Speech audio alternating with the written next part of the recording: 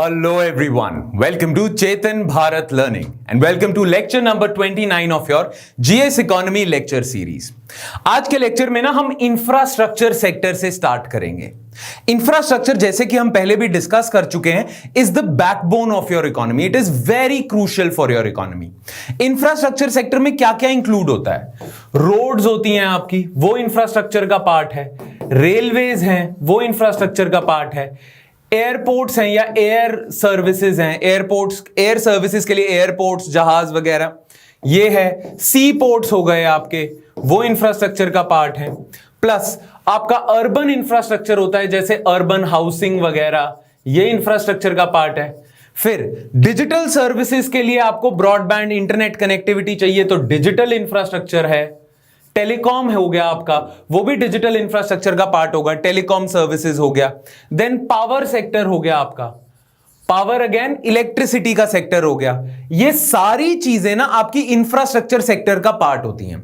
जैसा कि आप देख सकते हो ये जितने भी सेक्टर्स हैं इनके बगैर इकोनॉमी फंक्शन ही नहीं कर सकती. अगर आपकी इकोनॉमी में पावर की शॉर्टेजेस हैं, मतलब आपकी गवर्नमेंट ने पावर इंफ्रास्ट्रक्चर में अच्छा खासा इन्वेस्ट नहीं करा हुआ, तो आपके कंट्री में पावर की शॉर्टेजेस होंगी, इलेक्ट्रिसिटी की शॉर्टेजेस होंगी. और जहां इलेक्ट्रिसिटी की शॉर्टेजेस हैं वहां फैक्ट्रीज कहां से चलेंगी, बिजनेसेस कहां से चलेंगे? तो बिना पावर इंफ्रास्ट्रक्चर के इंडस्ट्री नहीं चल सकती. बिना डिजिटल इंफ्रास्ट्रक्चर के आजकल काम भी ऑनलाइन होता है बहुत, वो नहीं हो सकता. अर्बन इंफ्रास्ट्रक्चर ना हो तो अर्बन एरियाज लिवेबल नहीं रह सकते. रोड, रेल, एयर, सीपोर्ट ना हो तो ट्रांसपोर्ट नहीं हो सकता. राइट? तो infrastructure is crucial. It is the backbone of your economy. बिना अच्छा हाई क्वालिटी इंफ्रास्ट्रक्चर के इकोनॉमी ग्रो ही नहीं कर सकती. जितनी भी डेवलप्ड कंट्रीज है ना उनके पास क्वालिटी इंफ्रास्ट्रक्चर है. बिकॉज क्वालिटी इंफ्रास्ट्रक्चर अगर हो ना तो आपकी इकोनॉमी की एफिशिएंसी बढ़ती है, आपकी इकोनॉमी की प्रोडक्टिविटी बढ़ती है. ठीक है, एफिशिएंसी और प्रोडक्टिविटी बढ़ती है. आप खुद ही सोचो, अगर इंडिया में बैड क्वालिटी ऑफ रोड और रेलवेज हो तो ट्रांसपोर्ट होने में एक जगह से दूसरी जगह रॉ मटेरियल और गुड्स कितना टाइम लगेगा? अब अगर रॉ मटेरियल टाइम पे ट्रांसपोर्ट ना हो तो इंडस्ट्रीज को तो नुकसान होगा. उनके फिनिश गुड्स मार्केट तक ना पहुंच पाए टाइम पे तो उनको नुकसान होगा. प्लस जितनी टूटी फूटी आपकी ट्रांसपोर्ट सर्विसेज होंगी उतना टाइम लगेगा, उतने ही पैसे भी लगेंगे.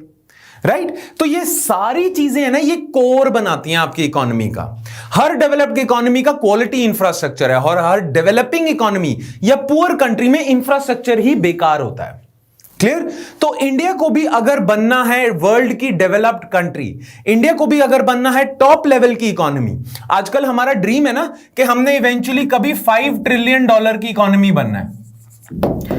अभी हम करंटली 2.9 2.8 ट्रिलियन डॉलर्स पे हैं. पर अगर इंडिया को $5 ट्रिलियन की इकोनॉमी बनना है तो इंडिया को उस बड़ी इकोनॉमी के लिए, $5 ट्रिलियन लेवल की इकोनॉमी के लिए को सपोर्ट करने के लिए क्वालिटी इंफ्रास्ट्रक्चर चाहिए. इसीलिए अगर इंडिया को ये $5 ट्रिलियन की इकोनॉमी बनना है तो इंडिया को मैसिव इन्वेस्टमेंट्स करनी पड़ेंगी इंफ्रास्ट्रक्चर सेक्टर में. बिना क्वालिटी इंफ्रास्ट्रक्चर के यहां पहुंच ही नहीं सकते आप. ठीक है? और यहां क्वालिटी इंफ्रास्ट्रक्चर के लिए आपको चाहिए फाइनेंस, अच्छा हाई क्वालिटी का फाइनेंस और ज्यादा फाइनेंस चाहिए. यही चैलेंज है इंडिया की इकोनॉमी के लिए. फाइनेंस की कमी चल रही है पर इंफ्रास्ट्रक्चर की नीड्स बहुत ज्यादा हैं. प्लस जो एग्जिस्टिंग इंफ्रास्ट्रक्चर है उसे भी तो रिपेयर करते रहना पड़ता है. राइट? तो इसीलिए पैसे की बहुत ज्यादा रिक्वायरमेंट है अगर आपने ये बनना है, $5 ट्रिलियन की इकोनॉमी बनना है. ठीक है? तो इससे ये जो मैंने अभी आपको इंट्रोडक्शन दिया ना, इससे ये क्लियर होता है कि क्रूशियल है, ये बहुत ज्यादा इंपॉर्टेंट है. और इसीलिए गवर्नमेंट का आधे से ज्यादा ध्यान, जो गवर्नमेंट के इकोनॉमी को लेके पॉलिसी मेकर्स हैं, उनका आधे से ज्यादा ध्यान इधर ही पड़ा रहता है. ठीक है? तो हम देखते हैं इंफ्रास्ट्रक्चर. अब जो भी मैंने आपको बात बताई है ना, इंपॉर्टेंस बताई है, वो एक एक करके देख लेते हैं. ठीक है? इंट्रोडक्शन देख लेते हैं इंफ्रास्ट्रक्चर की. Efficient infrastructure helps in maintaining high and sustainable growth. Right? Therefore, substantial investment has been seen in transportation, energy, power का infrastructure, communication, telecom infrastructure, housing, urban infrastructure, sanitation भी infrastructure है. ठीक है? And urban infrastructure sector. Clear? अगर आपको India को अच्छा बनाना है, मतलब ग्रो करवाना इकोनॉमिकली, तो मैसिव इन्वेस्टमेंट चाहिए इंफ्रास्ट्रक्चर के सेक्टर्स पे। अच्छा, एक रिपोर्ट आई थी, according to global infrastructure outlook developed by global infrastructure hub with Oxford economics, इन्होंने दी थी ये रिपोर्ट, global infrastructure outlook. The gap between required infrastructure investment and current trend of investment is expected to be widened over the years. इतना पैसा चाहिए, मतलब कि जितना रिक्वायर्ड है और जितना हम करंटली इन्वेस्ट कर रहे हैं उसमें गैप बढ़ता जा रहा है। ये ग्लोबल इंफ्रास्ट्रक्चर आउटलुक ने कहा है, ठीक है। और अगर इंडस्ट्री एस्टिमेट्स की माने ना, इंडिया के लिए, इंडिया की इंडस्ट्री जो एस्टिमेट कर रही है उनका कहना माने, तो इंडस्ट्री एस्टिमेट्स हमें बताते हैं कि infrastructure in India needs an investment of $6 trillion between 2016 to 30।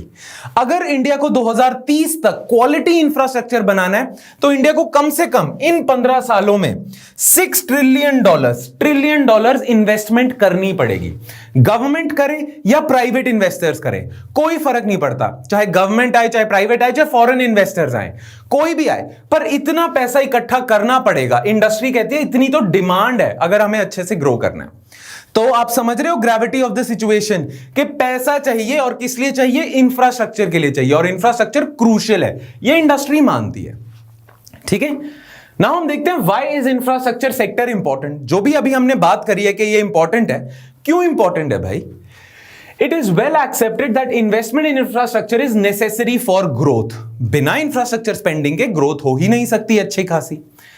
जैसे कि एग्जाम्पल क्या है? Power shortages lead to dependence on expensive captive power. अगर आपके कंट्री में इलेक्ट्रिसिटी इंफ्रास्ट्रक्चर या पावर इंफ्रास्ट्रक्चर नहीं है तो इंडस्ट्रीज को ना कैप्टिव पावर का सहारा लेना पड़ता है। अब कैप्टिव पावर का मतलब पता है क्या है?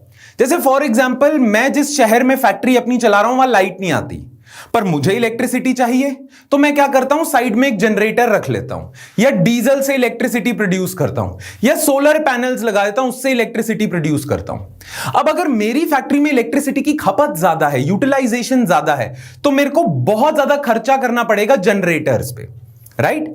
Make sense? Don't you think मेरा खर्चा बढ़ जाएगा, मैं इनएफिशिएंट हो जाऊंगा।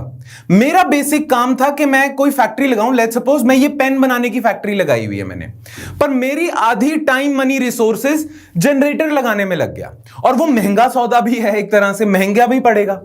अगर ऐसा होता कि मेरे इंडस्ट्रियल एरिया में 24 घंटे इलेक्ट्रिसिटी आती तो मुझे इतनी कैपिटल इन्वेस्टमेंट इलेक्ट्रिसिटी पे ना करनी पड़ती, है ना? तो अगर पावर शॉर्टेजेस होंगे तो बिजनेसमैन को कैप्टिव पावर का सहारा लेना पड़ेगा। कैप्टिव पावर का मतलब जहां आपकी इलेक्ट्रिसिटी यूज हो रही है वहीं आपने सोर्स लगा दिया। मेरे घर में अगर मैं जनरेटर लगा देता हूं इलेक्ट्रिसिटी के लिए तो वो कैप्टिव पावर है। मेरी फैक्ट्री अगर साइड में जनरेटर या और कोई सोर्स लगा लेता है इलेक्ट्रिसिटी प्रोड्यूस करने का तो वो कैप्टिव पावर है। कैप्टिव पावर पे डिपेंडेंसी बढ़ा दोगे बिजनेसमैन की तो उनका खर्चा ज्यादा होगा, वो कंपेटिटिव कैसे होंगे, है ना? और इंटरनेशनली कैसे कंपेटिटिव होंगे? और फॉरेन इन्वेस्टर्स इंडिया में क्यों आएंगे फिर? हम मेक इन इंडिया की बात करते हैं, पर अगर फॉरेन इन्वेस्टर्स इंडिया में अपनी फैक्ट्री सेटअप करते हैं, सैमसंग वगैरह, और उन्हें खुद के जनरेटर लगाने पड़ेंगे, तो वो इंडिया को अच्छा थोड़ी मानेंगे कि इंडिया में बिजनेस करना बड़ा मुश्किल है, यहां खुद ही सब कुछ करना पड़ता है, स्टेट इंफ्रास्ट्रक्चर प्रोवाइड ही नहीं करता। तो इसीलिए यह प्रॉब्लम है। देन अगर ट्रांसपोर्ट इंफ्रास्ट्रक्चर खराब है, inadequate transport infrastructure leads to bottlenecks both in supply of raw material as well as movement of finished goods to the marketplace। ये हम डिस्कस कर चुके हैं कि अगर ट्रांसपोर्ट इंफ्रास्ट्रक्चर अच्छा नहीं है तो मेरी फैक्ट्री को रॉ मटेरियल प्रॉब्लमैटिक तरीके से पहुंचेगा, और जो मैंने प्रोडक्ट बना लिया उसे मार्केट तक भी पहुंचाना है वो भी प्रॉब्लमैटिक हो जाएगा। तो ट्रांसपोर्ट इंफ्रास्ट्रक्चर चाहिए। प्लस रूरल रोड्स भी एक इंपॉर्टेंट, रूरल एरियाज की रोड्स भी एक इंपॉर्टेंट इंफ्रास्ट्रक्चर है। Why? Without rural roads, farmers do not get access to marketplaces despite having good year। मान लो फार्मर की बम्पर क्रॉप हुई है इस साल, ठीक है, वो इतना अपना प्रोड्यूस लेके उसे मंडी जाना है, पर मंडी जाने के लिए उसे रूरल रोड्स तो चाहिए, एक अच्छा ट्रांसपोर्टेशन इंफ्रास्ट्रक्चर चाहिए। अगर वो मंडी तक नहीं जा सकता तो उसे अपने विलेज में ही किसी को बेचना पड़ेगा जहां प्राइसेस भी अच्छे ना मिले, राइट? तो मार्केट लिंकेजेस अगर फार्मर्स को चाहिए, मार्केट से कनेक्शन चाहिए, मंडी से कनेक्शन चाहिए, तो रूरल रोड्स चाहिए। Make sense? और बहुत सारे ऐसे एग्जांपल्स हैं जो बनाते हैं इंफ्रास्ट्रक्चर सेक्टर को क्रूशियल। ऑलराइट, चलो आगे बढ़ते हैं। However, infrastructure sector in India faces several challenges। India में इंफ्रास्ट्रक्चर सेक्टर बहुत ज्यादा चैलेंजेस फेस कर रहा है। वो क्या है चैलेंजेस? एक एक करके देखते हैं। Cost and time overruns in projects. Cost and time overrun का मतलब जितना प्लान किया होता है उससे ज्यादा खर्चा और टाइम लग जाता है। फॉर एग्जांपल, एक प्राइवेट डेवलपर है, लेट्स सपोज L&T है, ठीक है, L&T लार्सन एंड टूब्रो, उसको कॉन्ट्रैक्ट मिला हुआ है कि उसने एक हाईवे बनाना है, ठीक है। अब उसने एस्टिमेट करा था कि उसने हाईवे पूरा खत्म कर देना बना के 5 इयर्स में। पर इंडिया में पता क्या है, इंडिया में प्रोजेक्ट इंप्लीमेंटेशन अच्छी नहीं है, एफिशिएंट नहीं है, तो टाइम ओवररन्स हो जाते हैं। 5 साल उसका प्रोजेक्टेड टाइम था, बट अब उसे लग गए 7 या 8 साल।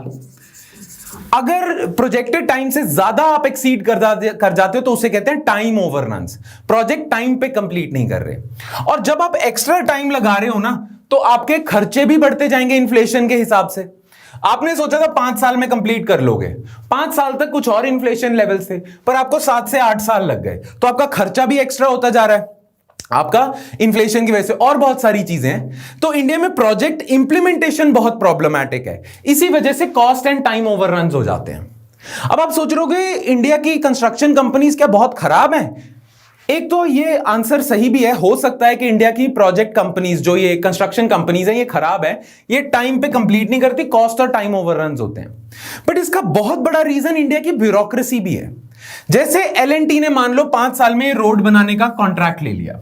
अब रोड वो बना रहे हैं ना, रोड बनाने के लिए उन्हें लैंड भी एक्वायर करना पड़ेगा, तो फार्मर से वो लैंड एक्विजिशन कर लेते हैं। अब फार्मर से लैंड एक्विजिशन कर लेते हैं, उन्हें पेमेंट वगैरह दे देते हैं, बैंक से लोन भी ले लेते हैं सारा खर्चा करने के लिए।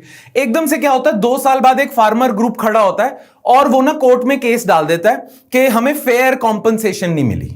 ऐसा हो सकता है। अब कोर्ट उनकी प्ली ले लेता है और कोर्ट ना स्टे ऑर्डर दे देता है। स्टे ऑर्डर दे देता है कि जब तक डिसीजन नहीं आएगा इस हाईवे पे काम नहीं होगा, 1-2 साल तक। अब आपको हमारे कोर्ट्स का भी पता है, तारीख पे तारीख, तारीख पे तारीख, टाइम पे टाइम लगता रहता है, राइट? तारीख पे तारीख लगती रहती है। और ये जो 5 साल में करना था, 2 साल बाद प्रोजेक्ट रुक जाता है, 3-4 साल कोर्ट में अटका रहता है। इतने टाइम में इनका खर्चा भी बढ़ता जाएगा, बैंक से जो लोन लिया था उसकी किस्तें भी बढ़ती जाएंगी, राइट? तो ये एक रीजन है। एक तो कोर्ट्स की तरफ से रीजन है, दूसरा पता है क्या है, हमारे ब्यूरोक्रेसी में फाइल्स पास कराना। क्योंकि इसे L&T को जब अगर रोड बनानी है तो इसे एनवायरमेंटल क्लियरेंस भी लेनी है, इसे और बहुत सारी क्लियरेंसेस लेनी है। वो क्लियरेंसेस लेने में इसे बहुत ज्यादा टाइम लग जाता है। अगर जल्दी करवाना है तो ब्राइब्स देनी पड़ेगी। अब ब्राइब्स दोगे तो कॉस्ट बढ़ जाएगी, और अगर नहीं दोगे तो टाइम बढ़ जाएगा। Make sense? तो ये बहुत सारे रीजंस हैं जिनकी वजह से कॉस्ट एंड टाइम ओवररन्स होते हैं। Then inappropriate risk sharing through PPP contracts, ठीक है, ये हम डिटेल में करेंगे अभी, पर अभी ब्रीफ में मैं आपको बता देता हूं। PPP का मतलब है पब्लिक प्राइवेट पार्टनरशिप। कुछ इंफ्रास्ट्रक्चर प्रोजेक्ट्स में ना पब्लिक यानी कि गवर्नमेंट और प्राइवेट प्लेयर्स कोलैबोरेट करके इंफ्रास्ट्रक्चर बनाते हैं ना, उसके लिए उन दोनों को ना कॉन्ट्रैक्ट करना पड़ता है। गवर्नमेंट कॉन्ट्रैक्ट करती है कि हम ये करेंगे और इतना पैसा लगाएंगे, प्राइवेट प्लेयर्स करते हैं हम ये करेंगे और इतना पैसा लगाएंगे।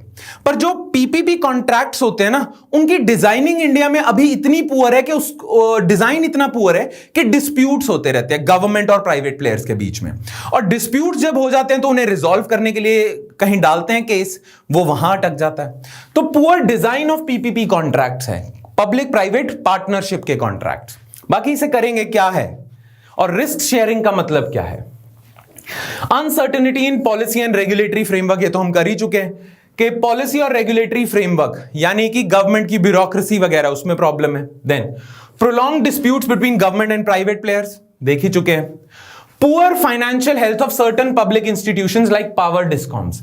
हमारे कंट्री में पता है क्या है, हमारे कंट्री में ना एक तो ना पावर जनरेट की जाती है, इलेक्ट्रिसिटी जनरेट की जाती है, फिर एक बॉडी को दी जाती है, और उस बॉडी का काम होता है कि डिस्ट्रीब्यूट करे डिफरेंट घरों में, फैक्ट्रियों में पावर।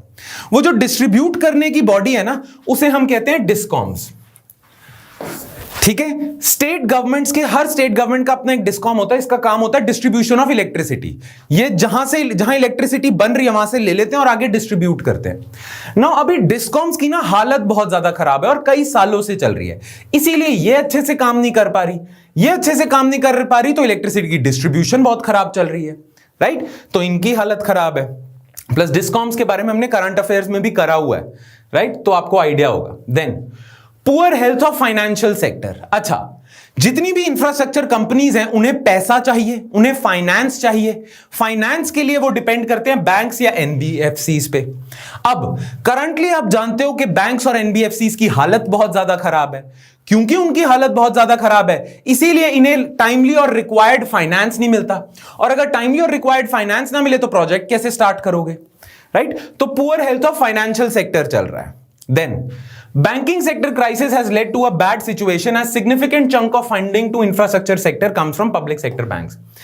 Currently इंडिया में पता क्या सिचुएशन है, जितनी भी बड़ी बड़ी इंफ्रास्ट्रक्चर कंपनीज है ना वो फाइनेंस के लिए डिपेंड करती हैं पब्लिक सेक्टर बैंक्स पे, प्राइवेट सेक्टर बैंक्स पे नहीं, पब्लिक सेक्टर बैंक्स पे, ठीक है? बट 2016 से पब्लिक सेक्टर बैंक्स की बहुत ज्यादा हालत खराब हो रही है for an number of reasons, जिनमें से एक रीजन है बैंकिंग सेक्टर फ्रॉड, जो नीरव मोदी और विजय माल्या वगैरह करके और बहुत लोग कर गए, ठीक है? तो इंडिया में ना इंफ्रास्ट्रक्चर फाइनेंस के लिए ज्यादातर डिपेंडेंसी हमारी पीएसबीज पे है, गवर्नमेंट बैंक्स पे है। इसीलिए बहुत सारे लोग ये कह रहे हैं कि इनके अलावा हमें ऑल्टरनेटिव फाइनेंस के सोर्सेज भी सर्च करने चाहिए, हमें और जगह से फाइनेंस पे डिपेंडेंसी बढ़ानी पड़ेगी, पीएसबीज पे फाइनेंस की डिपेंडेंसी नहीं बढ़ानी चाहिए। पीएसबीज पे, पब्लिक सेक्टर बैंक्स पे इंफ्रास्ट्रक्चर के लिए जो पैसा चाहिए, फाइनेंस चाहिए, उसको लेके इतनी डिपेंडेंसी नहीं होनी चाहिए। उसके दो कारण है। नंबर वन कारण, पीएसबीज के एनपीएस बहुत बढ़ते जा रहे हैं, इनकी वैसी पुअर फाइनेंशियल हेल्थ चल रही है। पीएसबी से डिपेंडेंसी कम करनी चाहिए, as a matter of fact कहते हैं बैंक से ही डिपेंडेंसी कम करनी चाहिए। पुअर फाइनेंशियल हेल्थ चल रही है, तो पुअर फाइनेंशियल हेल्थ है तो ये फाइनेंस ठीक से प्रोवाइड नहीं करेंगे। पर दूसरा जो बड़ा कारण है ना जिसकी वजह से लोग कहते हैं कि इंफ्रास्ट्रक्चर को फाइनेंस के लिए पीएसबीज पे नहीं डिपेंड करना चाहिए, इनफैक्ट वो कहते हैं इंफ्रास्ट्रक्चर को फाइनेंस के लिए बैंक्स पे ही नहीं डिपेंड करना चाहिए, चाहे प्राइवेट हो फॉरेन हो, किसी पे बैंक्स पे नहीं डिपेंड करना चाहिए। उसका रीजन पता है क्या है? उसका रीजन है एसेट लायबिलिटी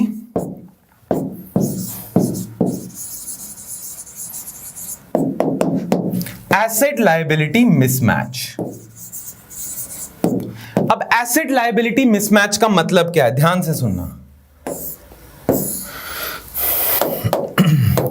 बैंकिंग सेक्टर याद है आपको?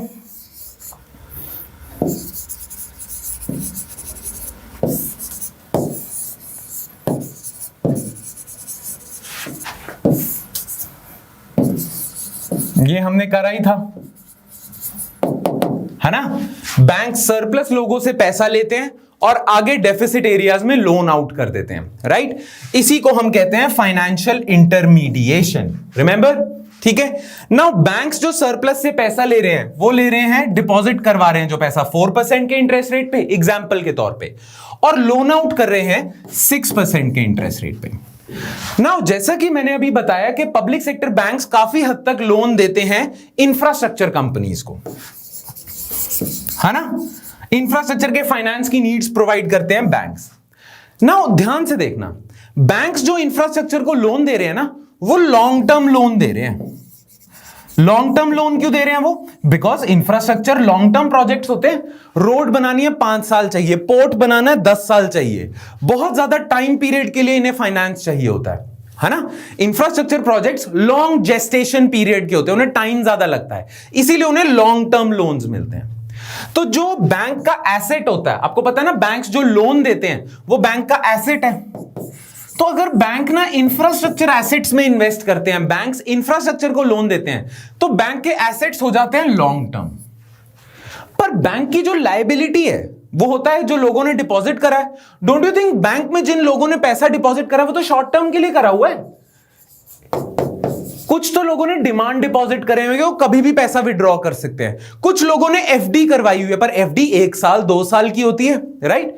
तो बैंक्स ऐसे बने हैं कि इनकी जो लायबिलिटी है वो तो शॉर्ट टर्म है, पर अगर ये इंफ्रास्ट्रक्चर को देते हैं तो इनके एसेट्स लॉन्ग टर्म हो जाते हैं, है ना? अब अगर इधर पैसा ज्यादा देर के लिए दे रखा है, इधर से पैसा थोड़ी देर के लिए ले रखा है, तो मिसमैच नहीं हो गया?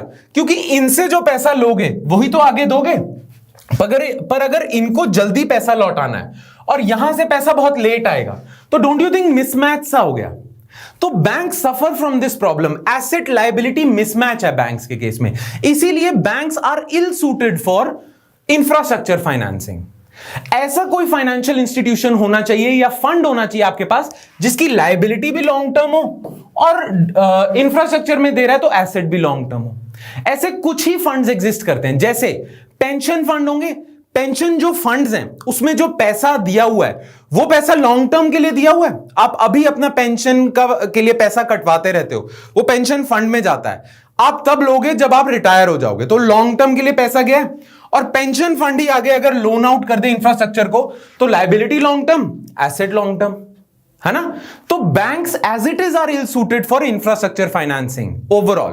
और इंडिया में ज्यादातर पब्लिक सेक्टर बैंक्स का ही एक्सपोजर है इन इंफ्रास्ट्रक्चर प्रोजेक्ट्स, इसलिए वैसे तो बैंक्स ही are ill suited. Plus public sector banks तो ऑलरेडी खराब हालत में चल रहे हैं और इंडिया में इंफ्रास्ट्रक्चर फाइनेंस की डिपेंडेंसी पब्लिक सेक्टर बैंक्स पे है। तो ये एक प्रॉब्लम है, फाइनेंस को लेके एक प्रॉब्लम है। ऑलराइट, तो यही लिखा हुआ है यहां पे। Banking sector crisis has led to bad situation as a significant chunk of funding to infrastructure sector comes from public sector banks. Alright? ठीक है, make sense? चलो आगे बढ़ते हैं। अभी मैंने आपको बताया कि बैंकिंग सेक्टर जो है वो इंफ्रास्ट्रक्चर के लिए इल सूटेड है, अच्छा नहीं मतलब माना जाएगा कि अगर, क्योंकि उनका एसेट लायबिलिटी मिसमैच है ना, वो इंफ्रास्ट्रक्चर सेक्टर को इतनी लेंडिंग नहीं कर सकते ना। इसीलिए ना बहुत सारे फंडिंग ऑल्टरनेटिव्स सोचे जा रहे हैं कि कौन से ऐसे और ऑल्टरनेटिव्स हैं जिनको हम इंफ्रास्ट्रक्चर फाइनेंस के लिए यूज कर सकते हैं बैंक्स के अलावा। कौन से ऐसे सोर्सेज हैं जिन्हें हम यूज कर सकते हैं फाइनेंस के लिए फॉर इंफ्रास्ट्रक्चर। ठीक है, तो यहां पे कुछ फंडिंग ऑल्टरनेटिव्स दिए हैं और बहुत सारे पॉलिसी मेकर्स कहते हैं कि इंफ्रास्ट्रक्चर कंपनीज को इन फंडिंग ऑल्टरनेटिव्स को ज्यादा यूज करना चाहिए as compare to PSBs, public sector banks. अब वो क्या है ये फंडिंग ऑल्टरनेटिव्स? देखो, एक तो हमने बात कर ली पेंशन फंड्स की।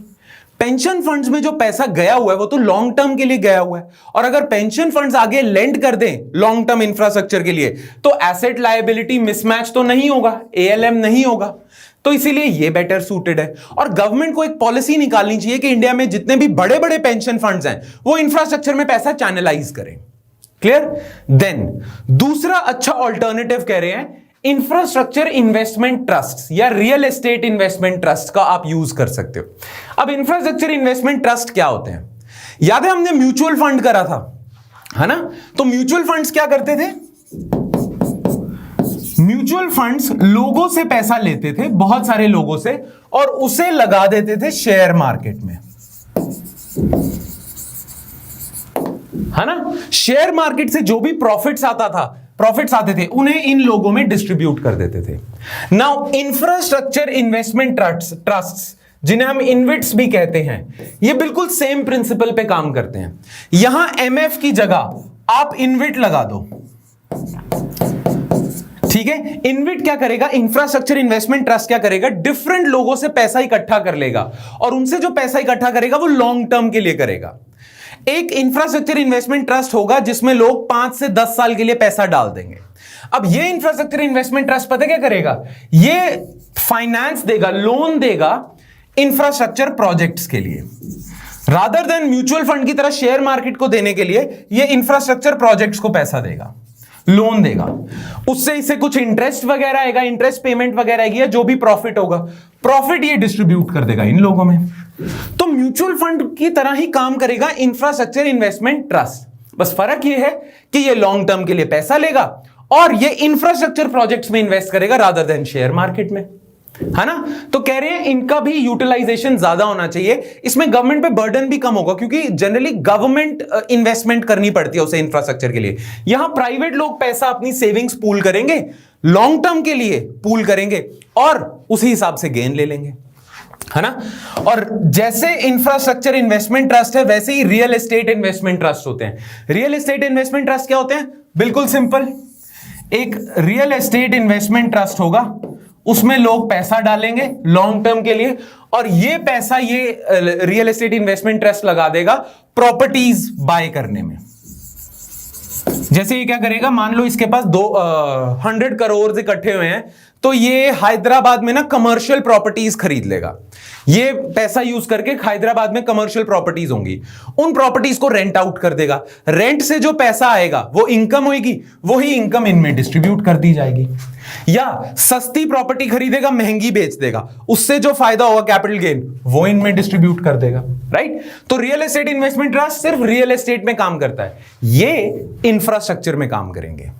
क्लियर, ठीक है। देन इंडिया ने एक बॉडी बनाई थी, गवर्नमेंट ने एक बॉडी बनाई थी जिसका नाम था India infrastructure project development fund. Again इसका काम क्या है, गवर्नमेंट ने पैसा पूल करा हुआ है, गवर्नमेंट ने पैसा डाला हुआ है जो इंफ्रास्ट्रक्चर फाइनेंसिंग के लिए यूज होगा, ठीक है। इसमें कुछ है नहीं, ये गवर्नमेंट ने पैसा लिया हुआ है लॉन्ग टर्म के लिए जो इंफ्रास्ट्रक्चर फाइनेंस में दे दिया जाएगा, ठीक है। देन फोर्थ है मसाला बॉन्ड्स। याद है हमने मसाला बॉन्ड्स करें, these are rupee denominated foreign bonds, या फॉरेन बॉन्ड्स भी नहीं कहते हम, आपको पता है जो बॉन्ड्स इंडिया में इशू होते हैं उन्हें तो आप इंडिया के बॉन्ड्स कहोगे, पर जो बॉन्ड्स इंडिया अपनी कंट्री से बाहर इशू करता है, यानी कि कुछ बॉन्ड्स इंडिया यूके या यूएसए में इशू करता है, उन बॉन्ड्स को हम कहते हैं ऑफशोर बॉन्ड्स। इंडिया के अंदर इशू होंगे तो ऑनशोर है इंडिया में, इंडिया के बाहर इशू हो रहे हैं ऑफशोर। और ये जो मसाला बॉन्ड्स होते हैं ये डॉलर में डिनोमिनेटेड नहीं होते, चाहे ये यूएसए में इशू हो रहे हो, ये रूपी डिनोमिनेटेड होते हैं। तो ये अगर आप बॉन्ड इशू कर दो और 10 ईयर बॉन्ड इशू कर दो तो आपने बाहर के लोगों से 10 साल के लिए पैसा ले लिया और उसे इंडिया में इन्वेस्ट कर दिया। मेक सेंस, ठीक है। तो ये मसाला बॉन्ड्स को, लॉन्ग टर्म मसाला बॉन्ड्स को यूज किया जा सकता है फॉर इंफ्रास्ट्रक्चर फाइनेंसिंग। इसमें क्या हो गया, बाहर की कंट्री से पैसा रेज कर लिया 10 साल के लिए और उसे इंफ्रास्ट्रक्चर में डाल दिया। इसमें फायदा क्या हो रहा है, एक तो एसेट लायबिलिटी मिसमैच नहीं है, ठीक है। दूसरा, इंडिया में अगर इतने इन्वेस्टमेंट के सोर्सेज नहीं है तो बाहर से आपने इन्वेस्टमेंट ले ली, फॉरेन इन्वेस्टमेंट आ जाती है। तीसरा, क्योंकि ये रूपी डिनोमिनेटेड है, याद है हमने करा था, ये एक्सचेंज रेट रिस्क से बच जाते हैं, है ना, मेक सेंस। तो ये मसाला बॉन्ड का फायदा हो जाएगा। Then next is national investment and infrastructure fund. अब national investment and infrastructure fund क्या है, देखो कुछ ना फंड्स होते हैं जिन्हें हम कहते हैं सॉवरन वेल्थ फंड्स।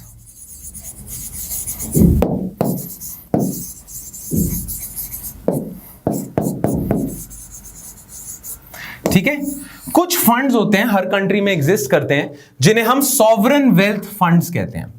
ना सॉवरन वेल्थ फंड का मतलब क्या होगा, सॉवरन का मतलब क्या होता है, पॉलिटी में भी आप पढ़ोगे या पढ़ चुके होगे। सॉवरन का मतलब होता है, सॉवरन उसे कहते हैं जो एक कंट्री में सुप्रीम लॉ मेकिंग अथॉरिटी है या सुप्रीम लॉ मेकिंग या गवर्निंग अथॉरिटी है, ठीक है। अब इंडिया में सॉवरन कौन है, गवर्नमेंट। नाम से ही पता चल जाएगा सॉवरन वेल्थ फंड क्या है। तो अगर सॉवरन गवर्नमेंट है तो यहां पे आप लिख सकते हो गवर्नमेंट वेल्थ फंड। तो नाम से क्या पता चल रहा है, गवर्नमेंट की वेल्थ से बना हुआ एक फंड को हम कहेंगे सॉवरन वेल्थ फंड। इंडिया की गवर्नमेंट का जो पैसा है उससे इंडिया ने एक फंड बना दिया, उसे हम कहेंगे sovereign wealth fund. Clear. Now sovereign wealth fund में पैसा कहीं से भी आ सकता है। गवर्नमेंट ने टैक्स कलेक्शन ज्यादा करी है, उसका पैसा डाल दिया।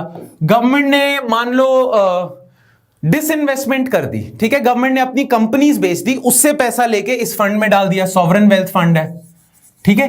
गवर्नमेंट के पास फॉरेक्स रिजर्व पड़ा हुआ है, जो आरबीआई के पास पड़ा हुआ है, फॉरेक्स रिजर्व में जितनी वेल्थ पड़ी है उसको इसमें डाल दिया, इस फंड में डाल दिया।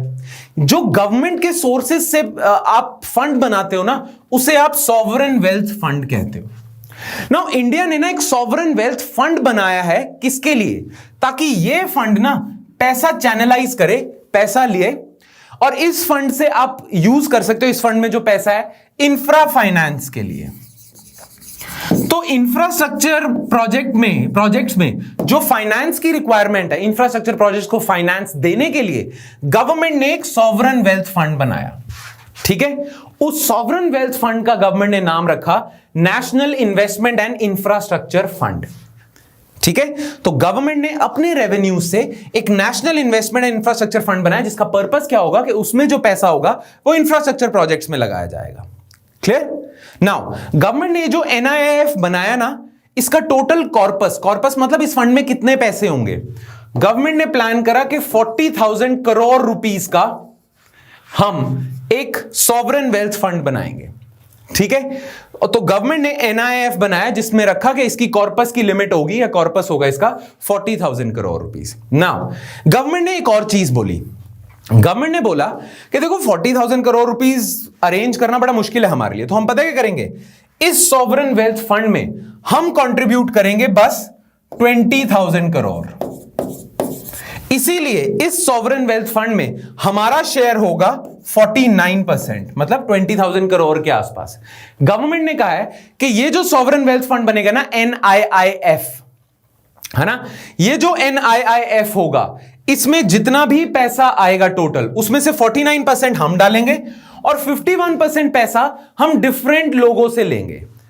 या तो हो सकता है कि दुबई का एक सॉवरेन वेल्थ फंड है, उनको बोल दिया कि आप हमारे सॉवरेन वेल्थ फंड में पैसा डाल दो, या बड़े बड़े कैपिटल होल्ड करने वाले इन्वेस्टर्स हैं, उन सबसे बात करके उनसे पैसा लेके 51% उनसे पैसा लेके आपने 40,000 करोड़ इकट्ठा कर लिया। इसमें से क्लोज टू 20,000 करोड़ गवर्नमेंट का अपना पैसा था और 20,000 करोड़ बाहर से अरेंज करा है, ठीक है, उससे आपने 40,000 करोड़ बना लिया। नाउ दैट इज व्हाई ये जो NIIF है ना, इसे हम सॉवरेन वेल्थ फंड नहीं कहते, इसे हम कह देते हैं क्वाज़ाई सॉवरेन वेल्थ फंड या पार्शियल सॉवरेन वेल्थ फंड। क्योंकि सॉवरेन वेल्थ फंड तो होगा जो कंप्लीटली 100% गवर्नमेंट के पैसे से बना है, पर ये तो सिर्फ 49% गवर्नमेंट के पैसे से बना है, तो ही कई बारी NIIF को हम क्वाज़ाई सॉवरेन वेल्थ फंड कह देते हैं, ठीक है। तो गवर्नमेंट इसको भी यूज कर रही है क्योंकि इसके अंदर जो पैसा आएगा वो लॉन्ग टर्म के लिए आएगा, इसमें कोई एसेट लायबिलिटी मिसमैच नहीं होगा। तो NIIF गवर्नमेंट ने बनाया so that to cater to the needs of infrastructure finance. ये गवर्नमेंट ने बनाया जिसमें से कुछ पैसा गवर्नमेंट का, कुछ पैसा डिफरेंट, जैसे HDFC बैंक ने कुछ लोन नहीं दिया, अपना कुछ कैपिटल इन्वेस्ट करा है। Abu Dhabi sovereign wealth fund है एक अबू धाबी का, उन्होंने कुछ पैसा डाला है NIIF में, और बहुत सारे वो हैं फाइनेंशियल इंस्टीट्यूशंस जिन्होंने पैसा डाला है। तो ये गवर्नमेंट का एम था, ठीक है। And last but not the least, कहा यह जाता है कि इंडिया में ना जितनी भी infrastructure finance companies infrastructure companies हैं, जैसे L&T हो गई जो रोड्स वगैरह बनाती हैं, GMR हो गया, ये हाईवेज वगैरह बनाते हैं, ये पब्लिक सेक्टर बैंक से ना लोन लेते हैं। तो ये पब्लिक सेक्टर बैंक से फाइनेंस पे डिपेंड करते हैं। जनरली फॉरेन कंट्रीज में, जहां पे जो डेवलप कंट्रीज हैं, वहां पे पता है क्या होता है, वहां पे इंफ्रास्ट्रक्चर कंपनीज ना अपने बॉन्ड इशू कर देते हैं। अब आपको बॉन्ड भी याद है, अपने long term corporate bond issue कर देते हैं। यानी कि मान लो किंगफिशर 10 ईयर बॉन्ड इशू करते, तो 10 ईयर के लिए पैसा ले रही है, बैंक से पैसा नहीं ले रही, लोगों से डायरेक्टली ले रही है, 10 ईयर बॉन्ड इशू करे हुए हैं उन्होंने, ठीक है। नाउ इंडिया में ना जितनी भी ये बड़ी बड़ी इंफ्रास्ट्रक्चर कंपनीज हैं, ये कॉर्पोरेट बॉन्ड्स के थ्रू पैसा क्यों नहीं रेज करती? बिकॉज इंडिया में कॉर्पोरेट बॉन्ड मार्केट अच्छे से डेवलप नहीं है, इसीलिए बहुत ज्यादा लोग कॉर्पोरेट बॉन्ड्स खरीदते ही नहीं। अगर इंडिया में कॉर्पोरेट बॉन्ड मार्केट डेवलप हो जाए तो ये डायरेक्टली बॉन्ड इशू करके पैसा ले, डिबेंचर इशू करके पैसा ले ले, ठीक है। तो इसीलिए what India requires is a developed corporate bond market. क्यों? इसके फायदे क्या होंगे? एक, बैंक्स पे डिपेंडेंसी कम हो जाएगी। बैंक्स अपना पैसा इंफ्रास्ट्रक्चर में नहीं लगाएंगे, क्योंकि बैंक्स अगर लगाते तो प्रॉब्लम होती है ना, एसेट लायबिलिटी मिसमैच। बैंक वहां लगाएंगे जहां उनको सूट करता है। देन ये डायरेक्टली रेज करेंगे, बैंक्स पे डिपेंडेंसी कम होगी, और इन केसेस में ALM नहीं होता, एसेट लायबिलिटी मिसमैच नहीं होता। और सिंपल सा रीजन है क्यों नहीं होता, क्योंकि कॉर्पोरेट बॉन्ड इशू होगा तो वो 10 साल का कॉर्पोरेट बॉन्ड इशू होगा मान लो, तो 10 ईयर के लिए आपने पैसा लिया, 10 ईयर से पहले लौटाना नहीं, और इतना जितने पीरियड के लिए आपको पैसा चाहिए उतने पीरियड के लिए आपने ले लिया, तो आपकी लायबिलिटी और एसेट मैच कर जाते हैं, मिसमैच नहीं होता है। Make sense? तो इन सोर्सेस को यूटिलाइज किया जा सकता है। अब ये मैंने आपको इसलिए बताया ताकि आप अपने आंसर्स में लिख सको कि how can we fulfil the requirements of infrastructure finance, we should reduce our dependency on public sector banks and utilise और capitalise on these alternatives. Clear? Make sense? ठीक है। अब हम आ जाते हैं इंफ्रास्ट्रक्चर का एक की सब सेक्टर है, इंफ्रास्ट्रक्चर सेक्टर का ही एक और पार्ट है। जैसे हमने बात करी थी ना रोड्स वगैरह की, रोड्स, टेलीकॉम वगैरह, वैसे ही इंफ्रास्ट्रक्चर का एक और की पोर्शन है जिसे हम लॉजिस्टिक्स सेक्टर कहते हैं। Now what is logistics sector? ध्यान से देखना, सप्लाई चेन को अच्छे से चेक करने के लिए, सप्लाई चेन को एफिशिएंटली मैनेज करने के लिए आपको लॉजिस्टिक सेक्टर चाहिए। अब लॉजिस्टिक सेक्टर पता है क्या होता है? फ्रॉम फैक्ट्री में प्रोडक्ट बनता है टू कंज्यूमर, फाइनल कंज्यूमर तक जो प्रोडक्ट पहुंचता है, इस दौरान फैक्ट्री से लेके कंज्यूमर तक पहुंचने में जो जो सर्विसेज की रिक्वायरमेंट है वो आपकी लॉजिस्टिक्स की सर्विसेज होती हैं। जैसे फैक्ट्री से लेके कंज्यूमर तक पहुंचने के लिए आपको ट्रांसपोर्ट इंफ्रास्ट्रक्चर चाहिए, ट्रांसपोर्ट की सर्विसेज चाहिए, राइट। प्रॉपर हाई क्वालिटी के ट्रक्स चाहिए, हाई क्वालिटी रोड चाहिए, प्लस बेटर स्टोरेज फैसिलिटीज चाहिए जहां पे गुड्स थोड़े टाइम के लिए स्टोर किए जा सके। वेयर हाउसिंग फैसिलिटी होगी एक तरह से, वेयर हाउसेज वगैरह अच्छे हाई क्वालिटी के हों, ठीक है। तो ये सारी चीजें ना लॉजिस्टिक सेक्टर का पार्ट होती हैं। लॉजिस्टिक सेक्टर सर्विसेज आर दो services which a product or a good requires in its journey from factory to consumer, ठीक है। आपको पता है लॉजिस्टिक सेक्टर कितना ज्यादा की है। अगर आपका लॉजिस्टिक सेक्टर एफिशिएंट है ना, आपकी कंट्री की इकोनॉमी ग्रो करती है, आपके ज्यादा गुड्स एंड सर्विसेज प्रोड्यूस होते हैं, आपकी गुड्स एंड सर्विसेज की जो डिलीवरी है वो एफिशिएंट हो जाती है, ठीक है। तो लॉजिस्टिक सेक्टर की सेक्टर है ना। आपको ये तो पता चल गया लॉजिस्टिक सेक्टर है क्या, ठीक है। फैक्ट्री से लेके कंज्यूमर तक जो जो चीजों की रिक्वायरमेंट होती है वो लॉजिस्टिक सेक्टर का पार्ट है ना। लॉजिस्टिक सेक्टर इंपॉर्टेंट क्यों है ये मैं आपको बताता हूं एक एग्जांपल से, ठीक है। आपको पता है इंडिया बहुत कम एक्सपोर्ट्स करता है as compare to China. China बहुत ज्यादा एक्सपोर्ट्स करता है, एक्सपोर्ट उसका परफॉर्मेंस बहुत बेटर है इंडिया के मुकाबले, ठीक है। उसके बहुत सारे रीजंस हो सकते हैं कि इंडिया की एक्सपोर्ट परफॉर्मेंस चाइना के मुकाबले क्यों नहीं है। बहुत सारे रीजंस हैं, उनमें से एक रीजन लॉजिस्टिक सेक्टर है। क्यों? देखो, लेट्स सपोज दिल्ली में एक फैक्ट्री है और वो अपने गुड्स ना एक्सपोर्ट करती है यूएसए की मार्केट में, ठीक है।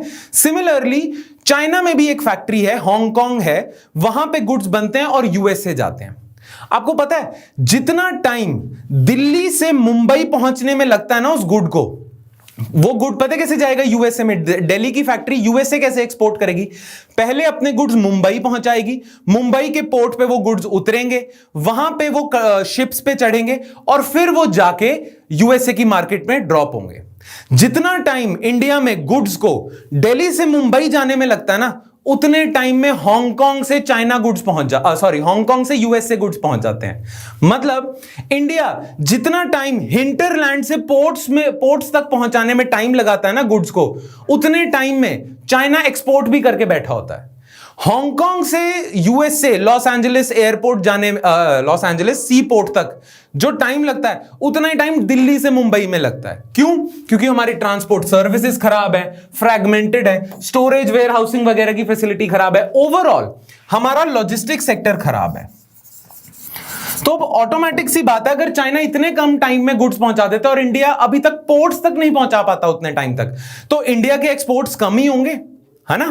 प्लस जितना टाइम आपको ट्रांसपोर्ट करने में लग जाता है ना, उससे एक तो आपकी टाइमली डिलीवरी नहीं होती, टाइम बढ़ जाता है, और जितना टाइम लगेगा उतना फ्यूल भी लगेगा, तो ओवरऑल आपकी ट्रांसपोर्ट कॉस्ट भी बढ़ जाती है, राइट। तो आपके प्रोडक्ट की ट्रांसपोर्ट कॉस्ट भी बढ़ जाएगी, आपके प्रोडक्ट्स मार्केट में, एक्सपोर्ट मार्केट में ज्यादा महंगे बिकेंगे एज कंपेयर टू चाइना। क्यों? क्योंकि चाइना का लॉजिस्टिक सेक्टर इतना एफिशिएंट है कि वो कम कॉस्ट और कम टाइम में डिलीवर कर देता है। आप बहुत ज्यादा टाइम भी लेते हो, बहुत ज्यादा प्राइस भी चार्ज करना पड़ता है आपको, बिकॉज कॉस्ट भी लग रही है आपकी, राइट। इसीलिए एफिशिएंट लॉजिस्टिक सेक्टर बहुत ज्यादा इंपॉर्टेंट है किसी भी इकोनॉमी के लिए, और इंडिया के लिए तो खासकर। अगर इंडिया को अपनी मार्केट को बढ़ाना है, अगर इंडिया को अपने गुड्स एंड सर्विसेज की टाइमली डिलीवरी मार्केट प्लेसेस तक करवानी है, क्योंकि अगर टाइमली डिलीवरी नहीं होगी तो डिमांड भी कम हो जाएगी आपके गुड्स की, राइट। तो अगर इंडिया को अपनी इकोनॉमी को ग्रो करना है तो ये लॉजिस्टिक सेक्टर पे बहुत ज्यादा फोकस देना पड़ेगा, बहुत इन्वेस्टमेंट करनी पड़ेगी। क्लियर? Make sense? अब देख लेते हैं लिखा क्या हुआ है। अब आपको मैंने ब्रीफिंग दे दी है लॉजिस्टिक सेक्टर की। नाउ क्या है logistic sector? Logistics management is the part of supply chain management, है ना। सप्लाई चेन ही है ये, that plans, implements and controls the efficient, effective, forward and reverse flow and storage of goods, services and related information between the point of origin and point of consumption. Point of origin यानी कि factory, point of consumption यानी कि consumer, in order to meet customers requirements. ये proper definition है logistics की। मैंने अभी जो definition दी थी थोड़ी देर पहले, वो simplified version आपको बताया था कि factory से लेके consumer तक जो जो चाहिए वो logistics है। ये proper definition है, ठीक है। वेयर हाउसिंग मैनेजमेंट, कंसाइनमेंट की मैनेजमेंट होना, पोर्ट पे आपका मटेरियल कैसे हैंडल हो रहा है, ये सारी चीजें लॉजिस्टिक सेक्टर में। लॉजिस्टिक सेक्टर इंक्लूड्स ट्रांसपोर्टेशन है, इन्वेंट्री मैनेजमेंट है, प्रॉपरली मैनेज कर रहे हो, या कई बार ऐसा हो गया कि आपने सामान स्टोर करा हुआ था, वो स्टोरेज हाउस में मिल नहीं रहा है, डिसऑर्गेनाइज तरीके से मैनेज करा हुआ, मिल ही नहीं रही, कंसाइनमेंट कहां पे है। Inventory management, warehousing, material handling, packaging and integration of information, सामान कहां से कहां तक पहुंचा, कहां पे है इस टाइम पे, कितना है, कितना लग रहा है उसमें, ये सारी इंफॉर्मेशन मैनेजमेंट भी, ये सब लॉजिस्टिक्स में आता है। It is related to management of flow of goods between the point of origin and point of consumption. ठीक है जी, चलो। Indian logistics industry provides employment to more than 22 million people, और ये सिर्फ इसीलिए इंपॉर्टेंट नहीं है कि गुड्स के फ्लो अच्छा हो जाएगा अगर लॉजिस्टिक सेक्टर अच्छा होएगा, लॉजिस्टिक सेक्टर एम्प्लॉयमेंट भी बहुत जनरेट करता है, राइट। लॉजिस्टिक सेक्टर में जो काम कर रहे हैं, इट जनरेट इंडिया में 22 मिलियन यानी कि 2.2 crore people and worth around 160 billion.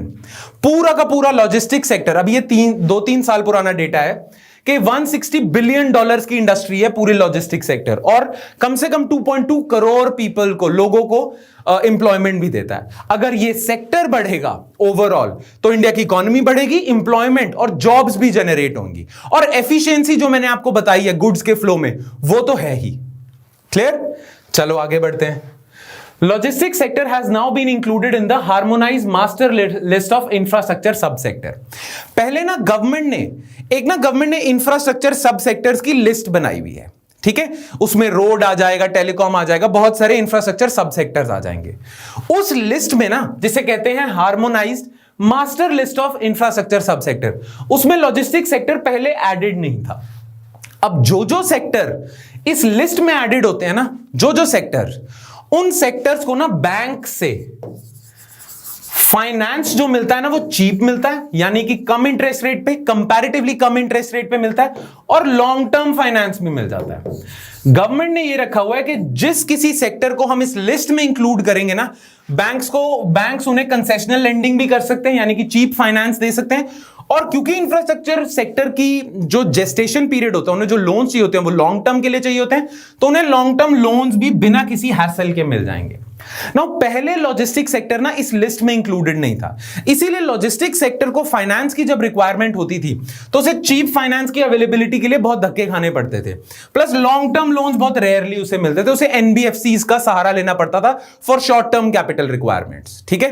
पर जब से गवर्नमेंट ने इसे HMLIS harmonised master list of infrastructure सब सेक्टर में डाल दिया है, तब से अब ये गवर्नमेंट ने एक पॉजिटिव रिफॉर्म करा है, पॉजिटिव स्टेप लिया है। चीप फाइनेंस और long term finance logistic sector को मिला है। इससे गवर्नमेंट ये होप कर रही है कि इंफ्रास्ट्रक्चर जो ये लॉजिस्टिक सेक्टर है, इसमें फाइनेंस बढ़ेगा, इसमें इन्वेस्टमेंट्स बढ़ेंगी और ज्यादा एफिशिएंट होगा, हाई टेक हो जाएगा। इसमें टेक्नोलॉजी का भी रोल है, और अच्छी टेक्नोलॉजी के लिए पैसा चाहिए, पैसा अब आ जाएगा बिकॉज इसे यहां इंक्लूड कर लिया। Clear? This inclusion will enable lending on easier terms with enhanced limits, access to longer duration funds, tap the external commercial borrowing. Remember, external sector में करा था हमने external commercial borrowing, वो भी मिलेगी अब, and refinance facility भी मिलेगी। Refinance भी याद है बैंकिंग सेक्टर में करा था, फाइनेंस को फाइनेंस करने के लिए refinance at competitive rates, यानी कि lower interest rates पे, ठीक है। तो ये फायदा हुआ है। Plus, it will also enable access to long tenure funds from insurance and pension funds. अब आपको पता है इंश्योरेंस एंड पेंशन फंड्स का पैसा आप इंफ्रास्ट्रक्चर सेक्टर में डाल सकते हो, गवर्नमेंट का ये होप है, ठीक है। नाउ बस ज्यादा नहीं डाल रहे, पर डाल सकते हो। नाउ इंफ्रास्ट्रक्चर और पेंशन फंड से फाइनेंस लेने के लिए आपको इस लिस्ट में होना चाहिए था, वो अब गवर्नमेंट ने आपको डाल दिया, 3-4 साल पहले ही डाल दिया था। अच्छा, लॉजिस्टिक सेक्टर के लिए ये ना, लॉजिस्टिक सेक्टर को एनहांस करने के लिए पॉजिटिव स्टेप्स जो गवर्नमेंट ने लिए हैं वो हैं, एक तो HMLIS में डाल दिया, दूसरा लॉजिस्टिक सेक्टर पे प्रॉपर गवर्नमेंट फोकस कर सके इसके लिए एक न्यू लॉजिस्टिक डिवीजन बना दिया आपने कॉमर्स डिपार्टमेंट में। A new logistics division has also been created under Department of Commerce for integrated development of this sector, ठीक है। अच्छा, आपको पता है वर्ल्ड बैंक क्या करता है? वर्ल्ड बैंक जो है ना, World Bank ease of doing business index निकालता है, वैसे ही वर्ल्ड बैंक ना एक निकालता है लॉजिस्टिक्स परफॉर्मेंस इंडेक्स, ठीक है। इसमें ना वर्ल्ड बैंक 160 कंट्रीज को स्कोर एलोकेट करता है और उनको फिर रैंक देता है लॉजिस्टिक सेक्टर के हिसाब से। तो वर्ल्ड बैंक ना हर 2 साल में, ये याद रखना, हर साल नहीं आता है, हर 2 साल में वर्ल्ड बैंक लेके आता है लॉजिस्टिक्स परफॉर्मेंस इंडेक्स, उसमें डिफरेंट कंट्रीज को स्कोर दिया जाता है और उस स्कोर के बेसिस पे उनको रैंक दिया जाता है। नाउ इंडिया का ना रैंक इस इंडेक्स में वर्ल्ड बैंक के 35th था 2016 में। 2018 में इंडिया का रैंक खराब हो गया, 44 पे चला गया, और 2020 का रैंक जब आएगा तो हम करंट अफेयर्स में डिस्कस कर लेंगे, ठीक है। ये चीज है। India also rank 35th in the World Bank 2016 logistics LPI, but in LPI 2018 India slip to 44th rank. अब हमने बात करी है लॉजिस्टिक परफॉर्मेंस इंडेक्स की, तो थोड़ा डिटेल में डिस्कस कर लेते हैं ये क्या है, क्योंकि पूछ सकते हैं प्रीलिम्स और मेंस में। लॉजिस्टिक्स परफॉर्मेंस इंडेक्स ये क्या है? It is a world bank evaluated index that measures and ranks countries among 160 countries on the basis of their logistics competitiveness, ठीक है। अब ये जो स्कोर एलोकेट करता है ना वर्ल्ड बैंक डिफरेंट कंट्रीज को, ये 6 पैरामीटर्स पे जज करता है उन्हें। 6 पैरामीटर्स पे स्कोर एलोकेट होता है। वो 6 पैरामीटर्स क्या हैं? Efficiency of the clearance process, के जो कस्टम क्लियरेंस प्रोसेस होता है ना, कि कस्टम जैसे पोर्ट्स पे सामान आया तो कस्टम्स के थ्रू क्लियरेंस करानी है, तो वो कितनी जल्दी होता है और कितने अच्छे से होता है। Efficiency in clearance process by border control agencies including customs, इस पे देखते हैं। फिर quality of trade and transport related infrastructure, ports हैं, रोड्स हैं, रेलवेज कितना अच्छा है। Ease of arranging competitively price shipments, ठीक है, ये एक फैसिलिटी है इंफॉर्मेशन की। Competence and quality of logistic services, जैसे ट्रांसपोर्ट ऑपरेटर, ट्रक चलाने वाले, ट्रक ट्रांसपोर्ट की कंपनीज, वेयर हाउस की कंपनीज, उनकी क्या क्वालिटी है। Ability to track and trace consignments है। Timeliness of shipments in reaching destinations within the scheduled और एक्सपेक्टेड डिलीवरी टाइम। ये सारी चीजें लॉजिस्टिक्स का पार्ट है और इसी के बेसिस पे स्कोर एलोकेट होता है, ठीक है। बस इतना पता होना चाहिए LPI के बारे में। अब हम देखते हैं कि इंडिया में लॉजिस्टिक सेक्टर को क्या क्या चैलेंजेस फेस करने पड़ रहे हैं। करंटली इंडिया में ना बड़े बड़े एस्टैब्लिश्ड बड़ी बड़ी कंपनीज नहीं है, छोटी छोटी कंपनीज हैं, और इंडिया का जो लॉजिस्टिक्स सेक्टर की सप्लाई चेन है, ये जो सप्लाई चेन है फैक्ट्री से कंज्यूमर तक, ये फ्रैगमेंटेड है, ठीक है। कोई बड़ी एकदम इन हाउस कंपनी नहीं है, तो इसी वजह से एफिशिएंसी नहीं है, तो largely an unorganised market at present, ठीक है। फिर हाई कॉस्ट ऑफ लॉजिस्टिक्स है, तो लॉजिस्टिक्स की हाई कॉस्ट मतलब ट्रांसपोर्ट में टाइम ज्यादा लग रहा है, पैसे ज्यादा लग रहे हैं, प्लस आपका स्टोरेज वगैरह में पैसे ज्यादा लग रहे हैं, कॉस्ट ज्यादा लग रही है, तो फिर आपके गुड्स भी ज्यादा महंगे हो जाते हैं, और एक्सपोर्ट मार्केट में फिर आपकी कंपेटिटिवनेस गिर जाती है। अनफेवरेबल मॉडल मिक्स, अब ये बड़ा इंपॉर्टेंट पॉइंट है, आपको पता है, ये ध्यान से सुनना, ये बड़ा इंपॉर्टेंट पॉइंट है। आपको पता है, कहते हैं कि short term transport of goods के लिए ना रोड्स बेटर है, रोड ज्यादा एफिशिएंट है, पर लॉन्ग टर्म ट्रांसपोर्ट के लिए ना, लॉन्ग रेंज ट्रांसपोर्ट के लिए कहते हैं रेलवे ज्यादा सूटेड है। शॉर्ट टर्म मतलब एक ही शहर में एक जगह से दूसरी जगह पहुंचाना है तो रोड्स वगैरह आपको अच्छी चाहिए, पर अगर लॉन्ग टर्म की बात करें ना, एक शहर दिल्ली से बॉम्बे पहुंचाना है, बॉम्बे से चेन्नई पहुंचाना है, लॉन्ग टर्म ट्रांसपोर्ट के लिए, लॉन्ग रेंज ट्रांसपोर्ट के लिए रेलवेज आर बेस्ट सूटेड। पूरा जो यूरोपियन यूनियन है या यूरोपियन कंट्रीज हैं, वो गुड्स के ट्रांसपोर्ट के लिए रेलवेज पे ज्यादा डिपेंड करती हैं, ठीक है। यूएसए की बात अलग है, बट वैसे जनरली रेलवेज पे डिपेंड करती हैं। अब रेलवेज बेटर क्यों है लॉन्ग रन ट्रांसपोर्ट के लिए? एक तो फ्यूल एफिशिएंसी देता है आपको।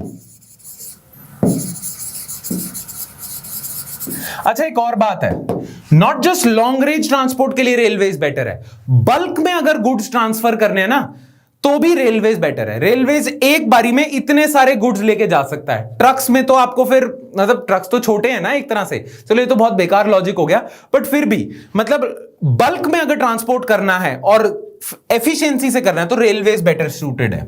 तो फ्यूल एफिशिएंसी है, बल्क ट्रांसपोर्ट बेटर है, रेलवेज बेटर होते हैं। रेलवेज कॉस्ट भी कम लेते हैं, सिर्फ फ्यूल एफिशिएंसी नहीं है, कॉस्ट एफिशिएंसी भी है। पर प्रोडक्ट कॉस्ट कम आ जाती है ट्रांसपोर्ट की अगर आप रेलवेज यूज कर रहे हो। पर इंडिया में प्रॉब्लम पता है क्या है? ज्यादातर फ्रेट ट्रांसपोर्ट, आपको पता है ना, रेलवेज को आप 2 पार्ट्स में डिवाइड कर लेते हो, एक तो होती है आपकी पैसेंजर ट्रेन और एक होती है फ्रेट ट्रेन। फ्रेट होती है मालगाड़ी जो सामान लेके जाती है।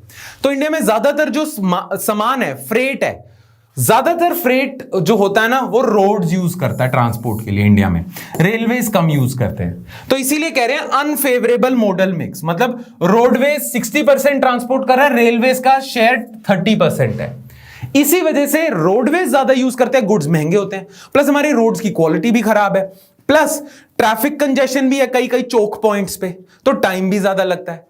कहते हैं इसीलिए कि इंडिया का जो मॉडल मिक्स है, यानी कि मोड्स ऑफ ट्रांसपोर्ट हो गया ना, rail, road, air, modes of transport हो गया, तो जो फ्रेट का मॉडल मिक्स है वो अनफेवरेबल है, वो रोडवेज की तरफ ज्यादा बायस्ड है, होना रेलवेज की तरफ चाहिए। ये हो जाएगा तो ज्यादा एफिशिएंट हो जाएगा। Then underdeveloped material handling infrastructure and fragmented warehousing, ये भी है। मल्टीपल रेगुलेटरी पॉलिसी, ये तो हमेशा ये चीज ना आप हर जगह डाल सकते हो कि गवर्नमेंट की तरफ से, ब्यूरोक्रेसी की तरफ से बहुत ज्यादा इनएफिशिएंसी है, जिसे ब्यूरोक्रेटिक रेड टेप कहते हैं, तो ये है। Then high dwell time and lack of seamless movement of goods and across modes. High dwell time का मतलब पता है क्या है?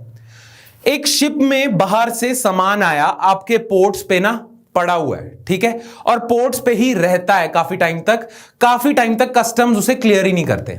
बाकी कंट्रीज के कस्टम जो ऑफिशियल्स हैं वो एक एक दिन में कंसाइनमेंट क्लियर कर देते हैं, इंडिया में कई बार हफ्ता लग जाता है, आपका सामान पोर्ट पे ही पड़ा है, तो आपका सामान ज्यादातर ट्रांसपोर्टेशन में ही रहता है। हाई ड्वेल टाइम है, शिप्स में ज्यादा देर तक रहता है, तो इसी वजह से टाइम ज्यादा लगता है। तो ये प्रॉब्लम्स हैं। अब इन प्रॉब्लम्स का सॉल्यूशन क्या है, ये आप देख सकते हो, आपको नोट्स में ही मिल जाएगा, सजेस्टेड एक्शन प्लान। अभी ना 2019 में, 2018 में इंडिया का रैंक गिरा, तो 2019 में ना इंडिया ने एक समिट सा रखा था या मीटिंग सी रखी थी, जिसका नाम था लॉजिक्स इंडिया 2019। लॉजिक्स इंडिया 2019 नाम का समिट टाइप सा था। उसमें इंडिया ने बात करी थी कि वो कैसे कैसे अपना लॉजिस्टिक्स परफॉर्मेंस बेटर कर सकते हैं, ठीक है।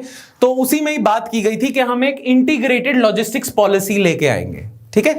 तो उसी की तरह ना बहुत सारे और एक्शंस गवर्नमेंट को लेने चाहिए, क्या क्या स्टेप्स लेने चाहिए वो यहां पे मिलेंगे आपको सजेस्टेड एक्शन प्लान में।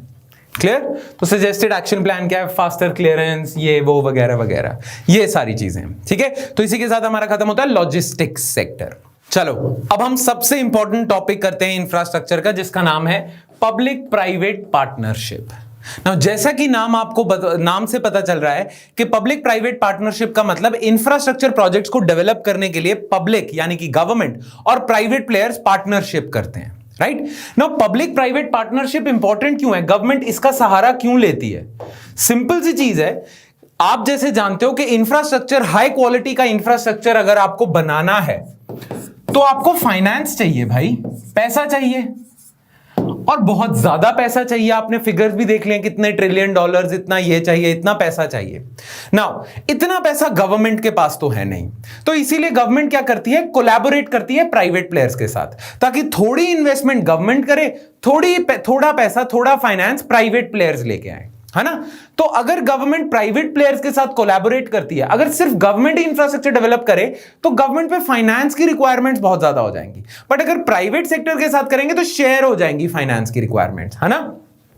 तो एक तो फाइनेंस के लिए आप करते हो कंपनीज के साथ कोलैबोरेट, प्राइवेट कंपनीज। दूसरी चीज है, गवर्नमेंट के साथ जनरली ये फैक्ट एसोसिएट किया जाता है कि गवर्नमेंट एफिशिएंटली काम नहीं करती, गवर्नमेंट अच्छी एक्सपर्टीज को यूज नहीं करती, है ना।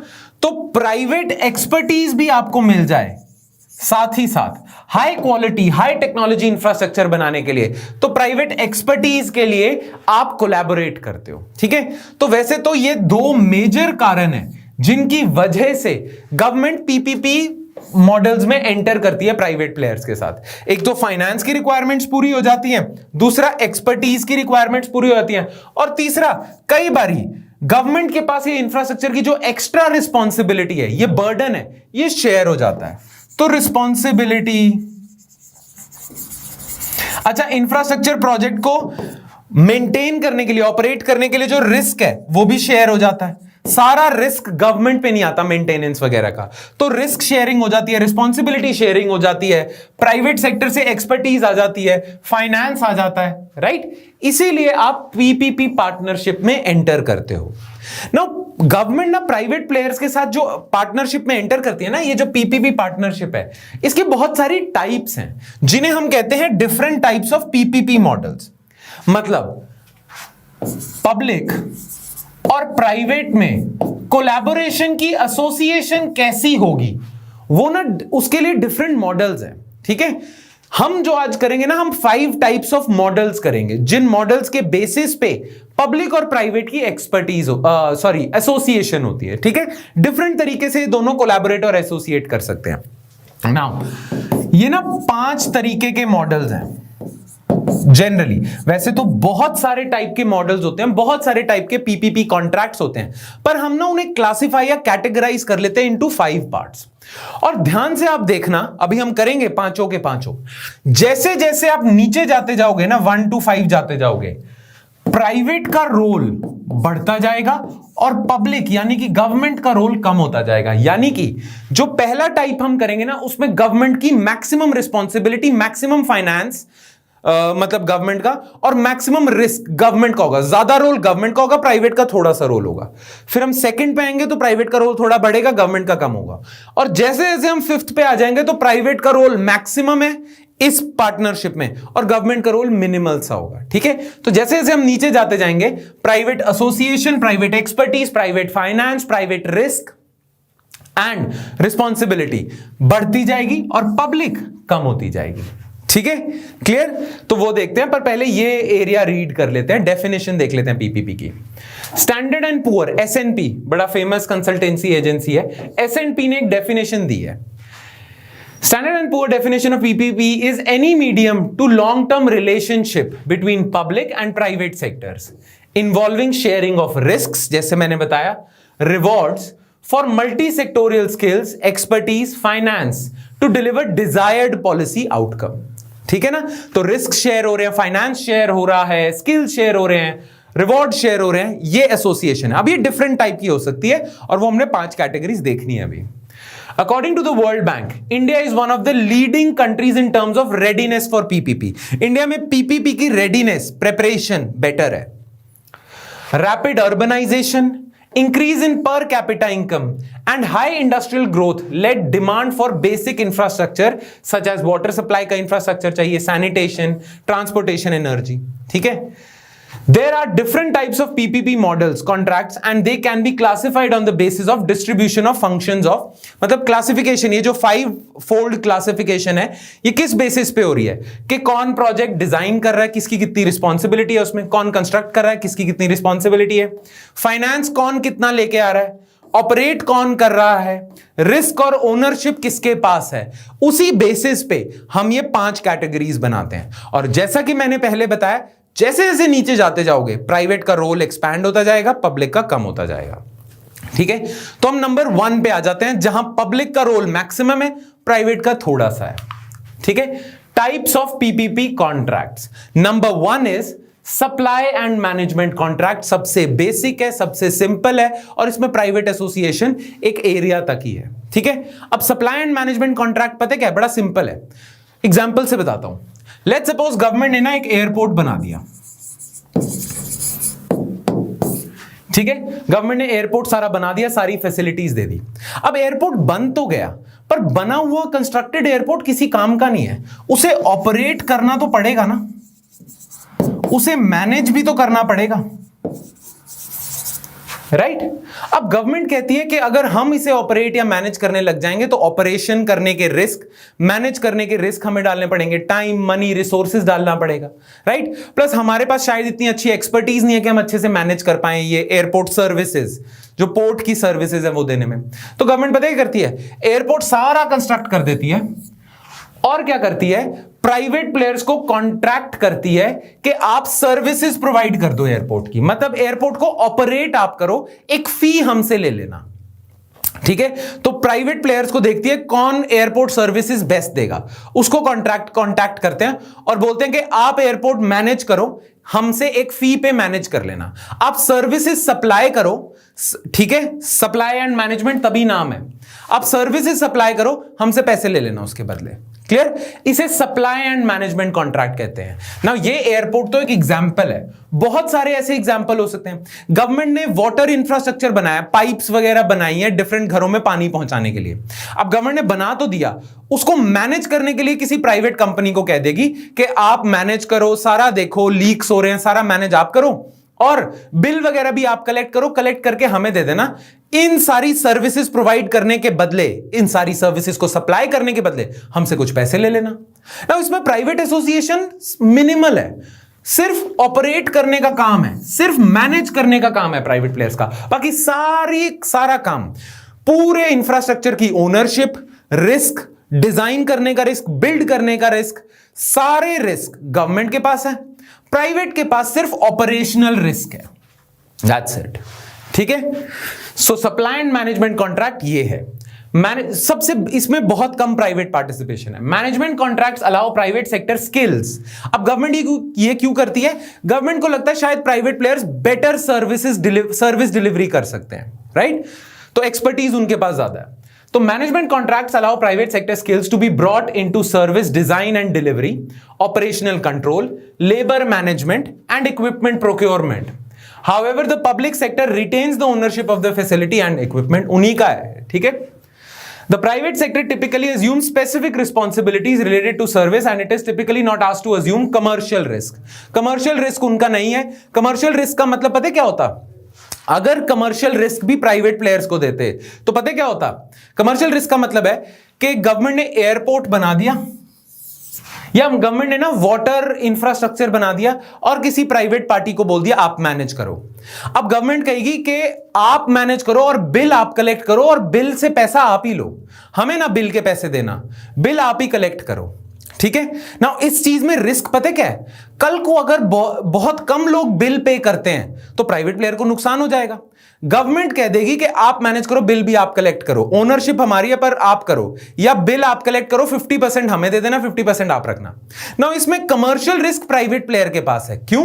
क्योंकि अगर लोगों ने बिल पे नहीं करा या टाइमली डिलीवरी नहीं हुई या XYZ रीजन, पैसा नहीं आया लोगों की तरफ से, तो इनको नुकसान हो जाएगा, कमर्शियल रिस्क है।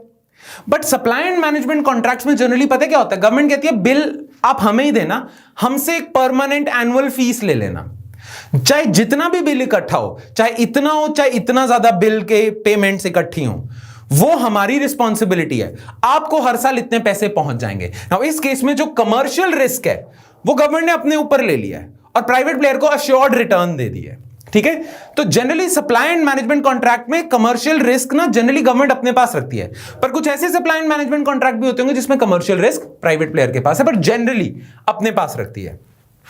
तभी बोले typically not asked to assume commercial risk.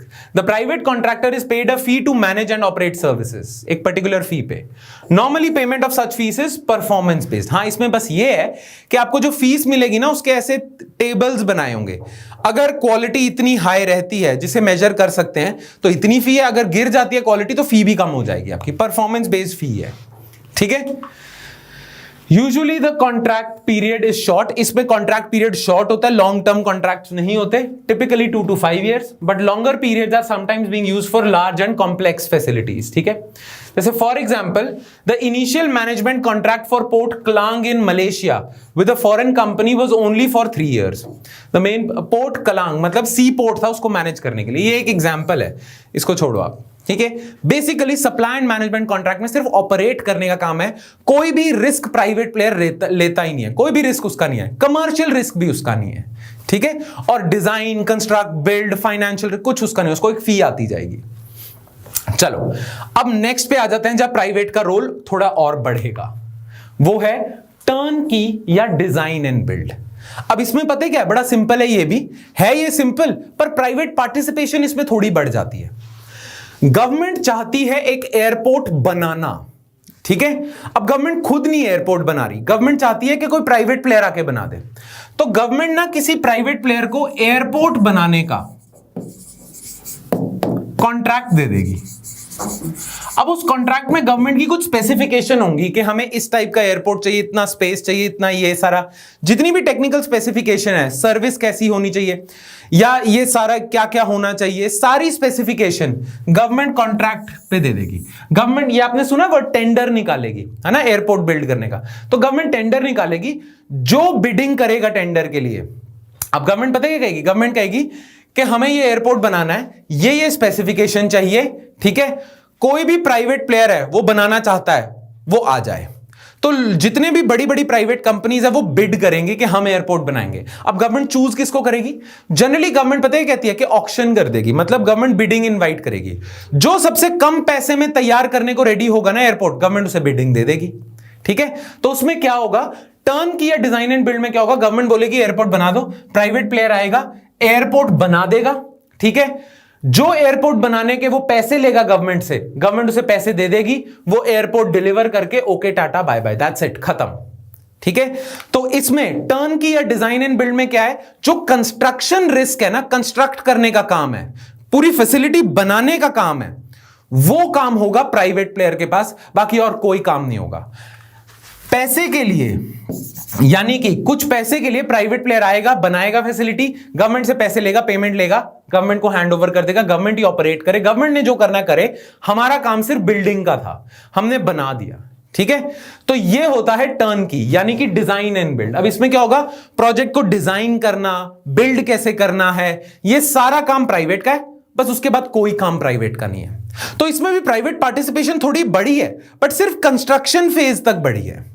Clear, और थोड़ा रिस्क भी थोड़े से ज्यादा आ गया उसके पास। क्लियर, तो ये ट्रेडिशनल मॉडल है, जनरली ऐसा होता है। जैसे कभी बनाना है, पंजाब म्यूनिसिपल भवन बनाना है, ठीक है, अब गवर्नमेंट खुद नहीं बनाना चाहती चंडीगढ़ में, तो गवर्नमेंट किसी प्राइवेट बिल्डर को कॉन्ट्रैक्ट करती है और बोलती है आप ले लो, आप बना दो और बना के हमें दे देना, पैसे ले जाना, that's it, as simple as that.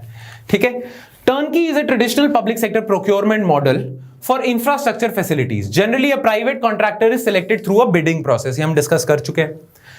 The private contractor designs and builds a facility for a fixed fee, rate or total cost, which is one of the key criteria in selecting the winning bid. ठीक है, the contractor assumes risks involved in design and construction phase. सिर्फ यहीं तक जो risk है वो private sector का है, बाकी सारे रिस्क ओनरशिप पब्लिक की है। ठीक है, the scale of investment by the private sector is generally low. लो क्यों है? क्योंकि पैसा तो मिल जाना है। ठीक है, and for a short term. In this type of arrangement, there is typically no strong incentive for early completion of the project. इस प्रोजेक्ट की ना, इस मॉडल का नुकसान पता क्या है? देखो, आपको पता है कि गवर्नमेंट की तरफ से ना आपको ये एयरपोर्ट बनाने के लेट्स सपोज 1000 करोड़ मिल जाएंगे। ठीक है, नाउ ये ना प्रोसेस डिजाइंड ऐसे है कि आपको ये 1000 करोड़ का टेंडर तभी मिलेगा अगर आपकी बिडिंग लोएस्ट से लोएस्ट होगी।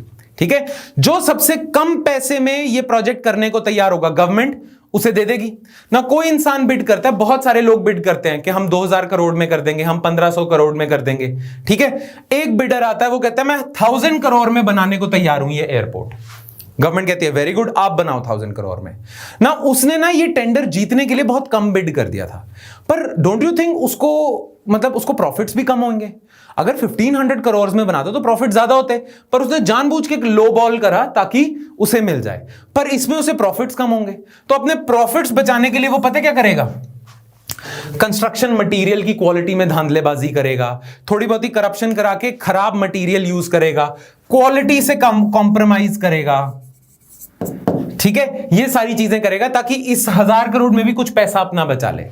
ठीक है, क्वालिटी के साथ कॉम्प्रोमाइज करेगा, कम से कम इनोवेशन करेगा, कम से कम इनोवेटिव टेक्नोलॉजी यूज करेगा, क्योंकि उसने तो गवर्नमेंट को देना है, गवर्नमेंट ने उसे चलाना है पोर्ट को, उसका क्या है, उसकी कोई सिरदर्दी नहीं है। ठीक है, तो स्कोप फॉर इनोवेशन नहीं रहता कि इनोवेटिव यूज करे।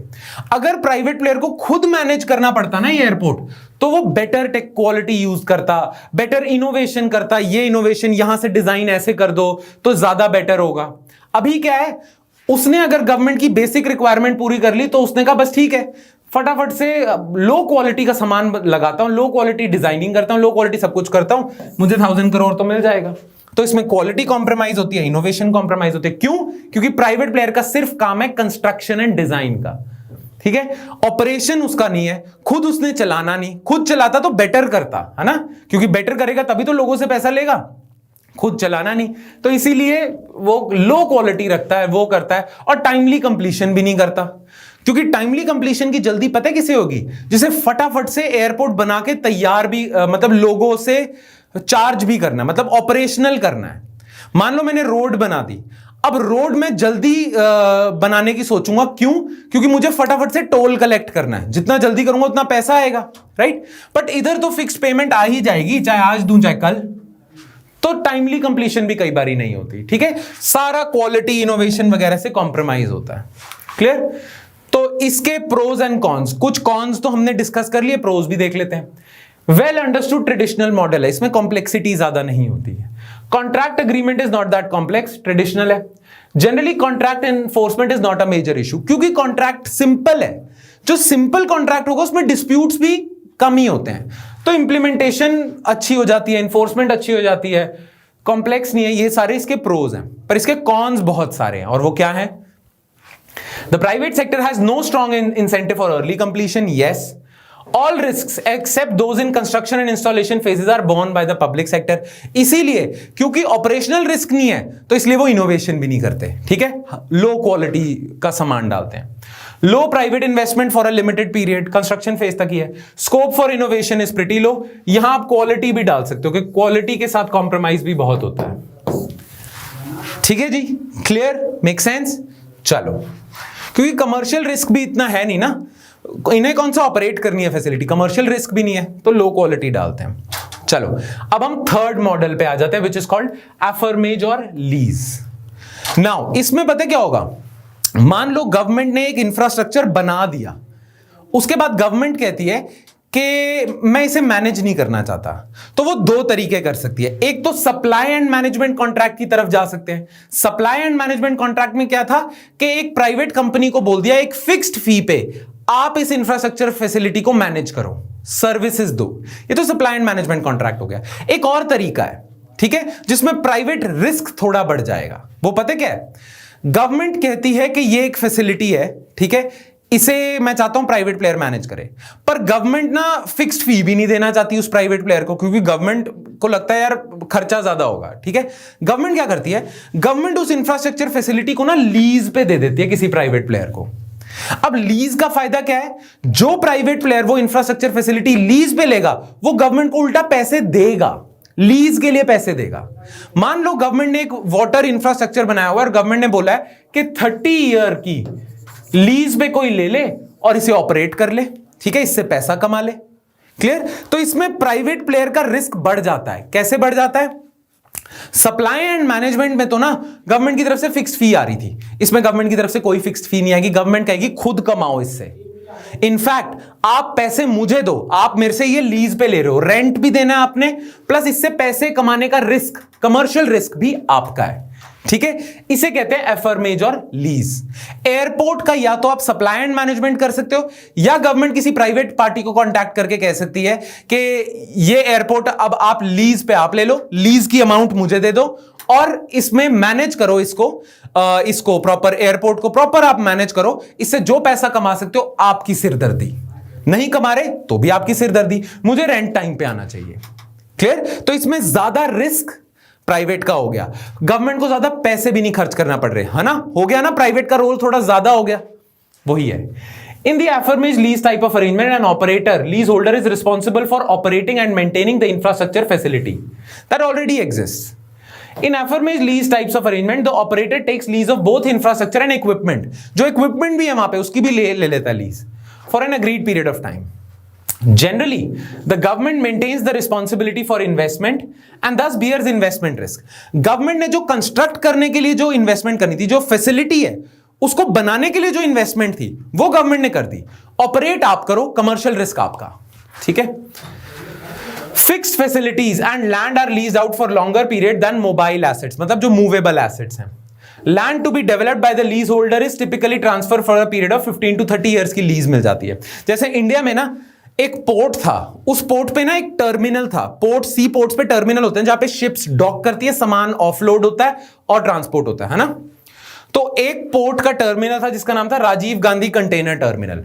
उसको मैनेज करने के लिए ना गवर्नमेंट ने लीज पे दे दिया, लीज की अमाउंट भी गवर्नमेंट को मिल गई और प्राइवेट प्लेयर की सिरदर्दी कि इससे पैसा कैसे कमाया जाए, ठीक है? क्लियर? तो ये थोड़ा सा प्राइवेट पार्टिसिपेशन बेटर करता है। इसके प्रोज कॉन्स देख लेते हैं। Pros, significant private investment possible under longer term agreements, ठीक है। In some countries legally and politically more acceptable, कई कंट्रीज इसको ज्यादा एक्सेप्टेबल तरीका मानती हैं, ठीक है। इसमें कंट्रोवर्सीज भी कम होती हैं, कि ये कंट्रोवर्सीज भी कम हो सकती है कि गवर्नमेंट ने अपने फेवरेट्स को ये प्रोजेक्ट दे दिया, ठीक है, या करप्शन के स्कोप थोड़े कम होते हैं इसमें। वैसे तो हैं, करप्शन के भी स्कोप है पर कम है, ठीक है, इसलिए मोर एक्सेप्टेबल है, लेस कंट्रोवर्शियल है। कॉन्स क्या है? It has little incentive for private sector to invest, क्योंकि फैसिलिटी बनाने का काम गवर्नमेंट का है, तो प्राइवेट सेक्टर उस एरिया में इन्वेस्ट नहीं करता है। Almost all risk are borne by public sector, investment का रिस्क। दो, almost all risk borne by, ये थोड़ी सी गलत स्टेटमेंट हो जाएगी, क्यों? क्योंकि कमर्शियल रिस्क प्राइवेट प्लेयर का है, गवर्नमेंट का नहीं है, ठीक है। ऑपरेशनल रिस्क प्राइवेट प्लेयर का है, गवर्नमेंट का नहीं है। उसके अलावा जितने रिस्क हैं, डिजाइन करने का, बिल्ड करने का, वो ओनरशिप भी गवर्नमेंट की है। प्राइवेट प्लेयर के पास तो सिर्फ लीज या रेंट पे है। Generally use for existing infrastructure assets, considerably regulatory oversight में भी रिक्वायर्ड, थोड़े ज्यादा रेगुलेटरी ओवरसाइट की रिक्वायरमेंट है। खैर, इस पे इतना वो नहीं लगाना आपने टाइम, ये इतना ज्यादा सिग्निफिकेंट नहीं है, इस पे सवाल भी इतने नहीं आते हैं। ज्यादातर सवाल आपके आएंगे डिजाइन बिल्ड टर्न की, जो इंपॉर्टेंट है, और जो अब हम नेक्स्ट करने जा रहे हैं यानी कि कंसेशन एग्रीमेंट। नाउ ये ध्यान से सुनना, और यही सबसे ज्यादा कंट्रोवर्शियल है, यही एग्रीमेंट सबसे ज्यादा वो होते हैं, क्या कहते हैं, कॉम्प्लेक्स होते हैं। इसी में ही गवर्नमेंट और प्राइवेट प्लेयर के बीच में डिस्प्यूट्स भी ज्यादा होते हैं, ठीक है। तो ये देखते हैं, ध्यान से सुनना। देखो, जब तक टर्न की या डिजाइन एंड बिल्ड चल रहा था ना, तब तक सब सही चल रहा था, पर ना लोगों को, गवर्नमेंट को एक नुकसान या बहुत सारे नुकसान, बहुत सारे तो नहीं, कुछ नुकसान गवर्नमेंट को दिख रहे थे डिजाइन बिल्ड या टर्न की मॉडल के, और वो हम डिस्कस कर चुके हैं कि एक क्वालिटी के साथ कॉम्प्रोमाइज होता है। पुअर क्वालिटी यूज करने का इंसेंटिव ज्यादा है प्राइवेट प्लेयर के पास, ठीक है। स्कोप फॉर इनोवेशन बहुत कम है, बहुत ही खराब सिस्टम है, ठीक है, क्योंकि प्राइवेट प्लेयर ने बना के बस दे देना है, क्लियर। तो इसीलिए क्वालिटी खराब है, इनोवेशन का स्कोप कम है, और बहुत सारी प्रॉब्लम्स हैं, जिसकी वजह से इंफ्रास्ट्रक्चर फैसिलिटी बड़ी खराब क्वालिटी की आती है। नाउ डिजाइन एंड बिल्ड को बेटर करने के लिए आप लेके आए कंसेशंस एग्रीमेंट। अब इसमें क्या है, कंसेशन एग्रीमेंट भी बहुत सारे टाइप्स के हैं, पर उसमें से एक आपको बता देता हूं मैं, पता क्या है, एक टाइप का concession agreement which is somehow rectifying the problems faced in turn की मॉडल, उसे हम कहते हैं बीओटी मॉडल, बॉट मॉडल। इसका फुल फॉर्म है बिल्ड ऑपरेट ट्रांसफर। अब एक एग्जांपल से समझाता हूं। मान लो गवर्नमेंट को ना दिल्ली मुंबई हाईवे बनाना है, ठीक है। अब गवर्नमेंट खुद इतनी इन्वेस्टमेंट कर नहीं सकती, तो गवर्नमेंट एक क्या कर सकती है कि डिजाइन एंड बिल्ड या टर्न की मॉडल के तहत किसी को बुला सकती है और बोल सकती है कि आप हाईवे यहां पे बना दो। पर टर्न की मॉडल के नुकसान तो आपको पता है कि low quality, incentive for less innovation, है ना। तो गवर्नमेंट पता है कहती है, गवर्नमेंट कहती है ठीक है, जो इंसान दिल्ली मुंबई हाईवे बनाने का कॉन्ट्रैक्ट जीतता है उसको खुद ही बिल्ड करना है दिल्ली मुंबई इंडस्ट्रियल हाईवे, यानी कि हम 1 रुपया नहीं देंगे, आप ही बनाओ, फिर आप ही उसे ऑपरेट करो, उस पे जो टोल आएगा उससे आप पैसा कमाओ, और उस टोल से आप अपनी इन्वेस्टमेंट कवर करो, हम पैसा ही नहीं लगा रहे, ठीक है। तो आप ना क्या करो, आप दिल्ली मुंबई हाईवे बनाओ, उस पे जो टोल लगेगा आप ही कलेक्ट करो, आप अपनी जो इन्वेस्टमेंट है वो रिकवर कर लो, पैसा कमा लो उससे, ठीक है। और एक पर्टिकुलर टाइम पीरियड तक आप ही बनाओ, आप ही ऑपरेट करो, और फिर जब आपका पैसा पूरा हो जाएगा ना, यानी कि ये ना कॉन्ट्रैक्ट में लिखा होता है कि 10 या 15 साल बाद फिर हमें ट्रांसफर कर देना, ठीक है। तो इसमें क्या हुआ, इसमें टर्न की नुकसान खत्म हो जाएंगे। क्यों? क्योंकि अगर प्राइवेट प्लेयर बुरी क्वालिटी का मटेरियल यूज करता है तो ऑपरेट भी तो इसे करना है, राइट। कहीं एक्सीडेंट वगैरह हो गया, हाईवे ही गिर गया, ये सारी चीजें इसे ही ऑपरेट करना है, क्लियर। तो इसीलिए वो क्वालिटी पे भी कॉम्प्रोमाइज नहीं करेगा, टाइमली कंप्लीशन करेगा, क्योंकि उसे जल्दी होगी कि फटाफट रोड रेडी हो, मैं टोल कलेक्ट करूं, राइट। और फिर कुछ टाइम के बाद ट्रांसफर कर देगा, यानी कि काफी टाइम तक अगर वो टोल कलेक्ट करेगा तो उसे फायदा भी हो रहा है, पैसा कमाने का होगा ना, खुद ही पैसा कमाए उससे, क्लियर। तो ये एक टाइप है, जैसे तो और बहुत सारे वेरिएंट्स हैं बीओटी मॉडल के, पर कंसेशन एग्रीमेंट का एक टाइप है। तो टर्न की में जो खामियां थी वो यहां पूरी हो जाती हैं। अच्छा, कई बारी ना गवर्नमेंट को उन जगहों पे हाईवे बनाने होते हैं जहां से ज्यादा ट्रैफिक गुजरता नहीं, ठीक है। अब उन जगहों पे ना गवर्नमेंट बीओटी मॉडल निकाल देती है, अब गवर्नमेंट कहती है कि आप बिल्ड करो, आप ही टोल कलेक्ट करो, आप ही ट्रांसफर कर दो, पर प्राइवेट प्लेयर्स कहेंगे कि सर यहां पे तो ट्रैफिक ही नहीं इतना है, ठीक है, ट्रैफिक नहीं है तो टोल कलेक्शन कम होगी, टोल कलेक्शन कम होगी तो हमारी इन्वेस्टमेंट कैसे हम पूरी कर पाएंगे, हमें तो फायदा ही नहीं हो रहा।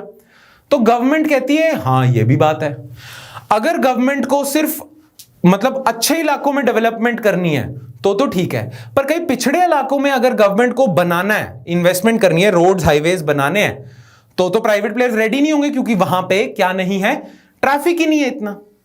तो बिल्ड ऑपरेट मॉडल ये है टोल मॉडल, जिसमें टोल प्राइवेट प्लेयर कलेक्ट करते हैं।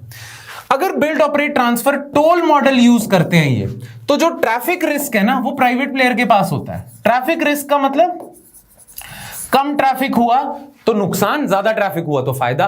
तो ये जो ट्रैफिक रिस्क है इस मॉडल में प्राइवेट प्लेयर के पास होता है ना। पिछड़े इलाकों में ट्रैफिक रिस्क ज्यादा होता है। अगर वहां पे रोड बनवानी है तो गवर्नमेंट पता ही कहती है, गवर्नमेंट कहती है चलो ऐसा कर लेते हैं, आप ही बनाओ, आप ही ऑपरेट करो और आप ही ट्रांसफर कर देना, बस जो टोल आप कलेक्ट करोगे ना आप हमें दे देना। प्राइवेट प्लेयर कहेगा ले फिर मुझे क्या फायदा। गवर्नमेंट कहेगी हर साल आपको कुछ ना पेमेंट हम कर देंगे जिससे आपकी इन्वेस्टमेंट्स कवर हो जाएं। टोल आप कलेक्ट करके हमें दे देना, या आप कलेक्ट करना या हमारे NHAI होता है ना, national highway authority of India, NHAI के बंदे टोल कलेक्ट करेंगे, ठीक है, पर आप ऑपरेट करो इसे, बिल्ड भी आप करो, ऑपरेट भी आप करो इस हाईवे फैसिलिटी को, और कुछ टाइम बाद ट्रांसफर कर देना। आपको पैसे की टेंशन है ना, ट्रैफिक रिस्क की टेंशन है, उसकी टेंशन आप ना लो, आपको फिक्स्ड एनुअल पेमेंट मिलेगी हमारी तरफ से, जिसे एन्युटी कहते हैं।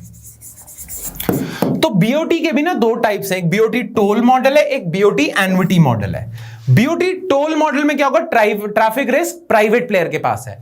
बीओटी एन्युटी मॉडल में क्या होगा, ट्रैफिक रिस्क जो है आपका वो गवर्नमेंट अपने सिर ले लेती है और प्राइवेट प्लेयर को कहती है आपको फिक्स पेमेंट आती जाएगी, ठीक है।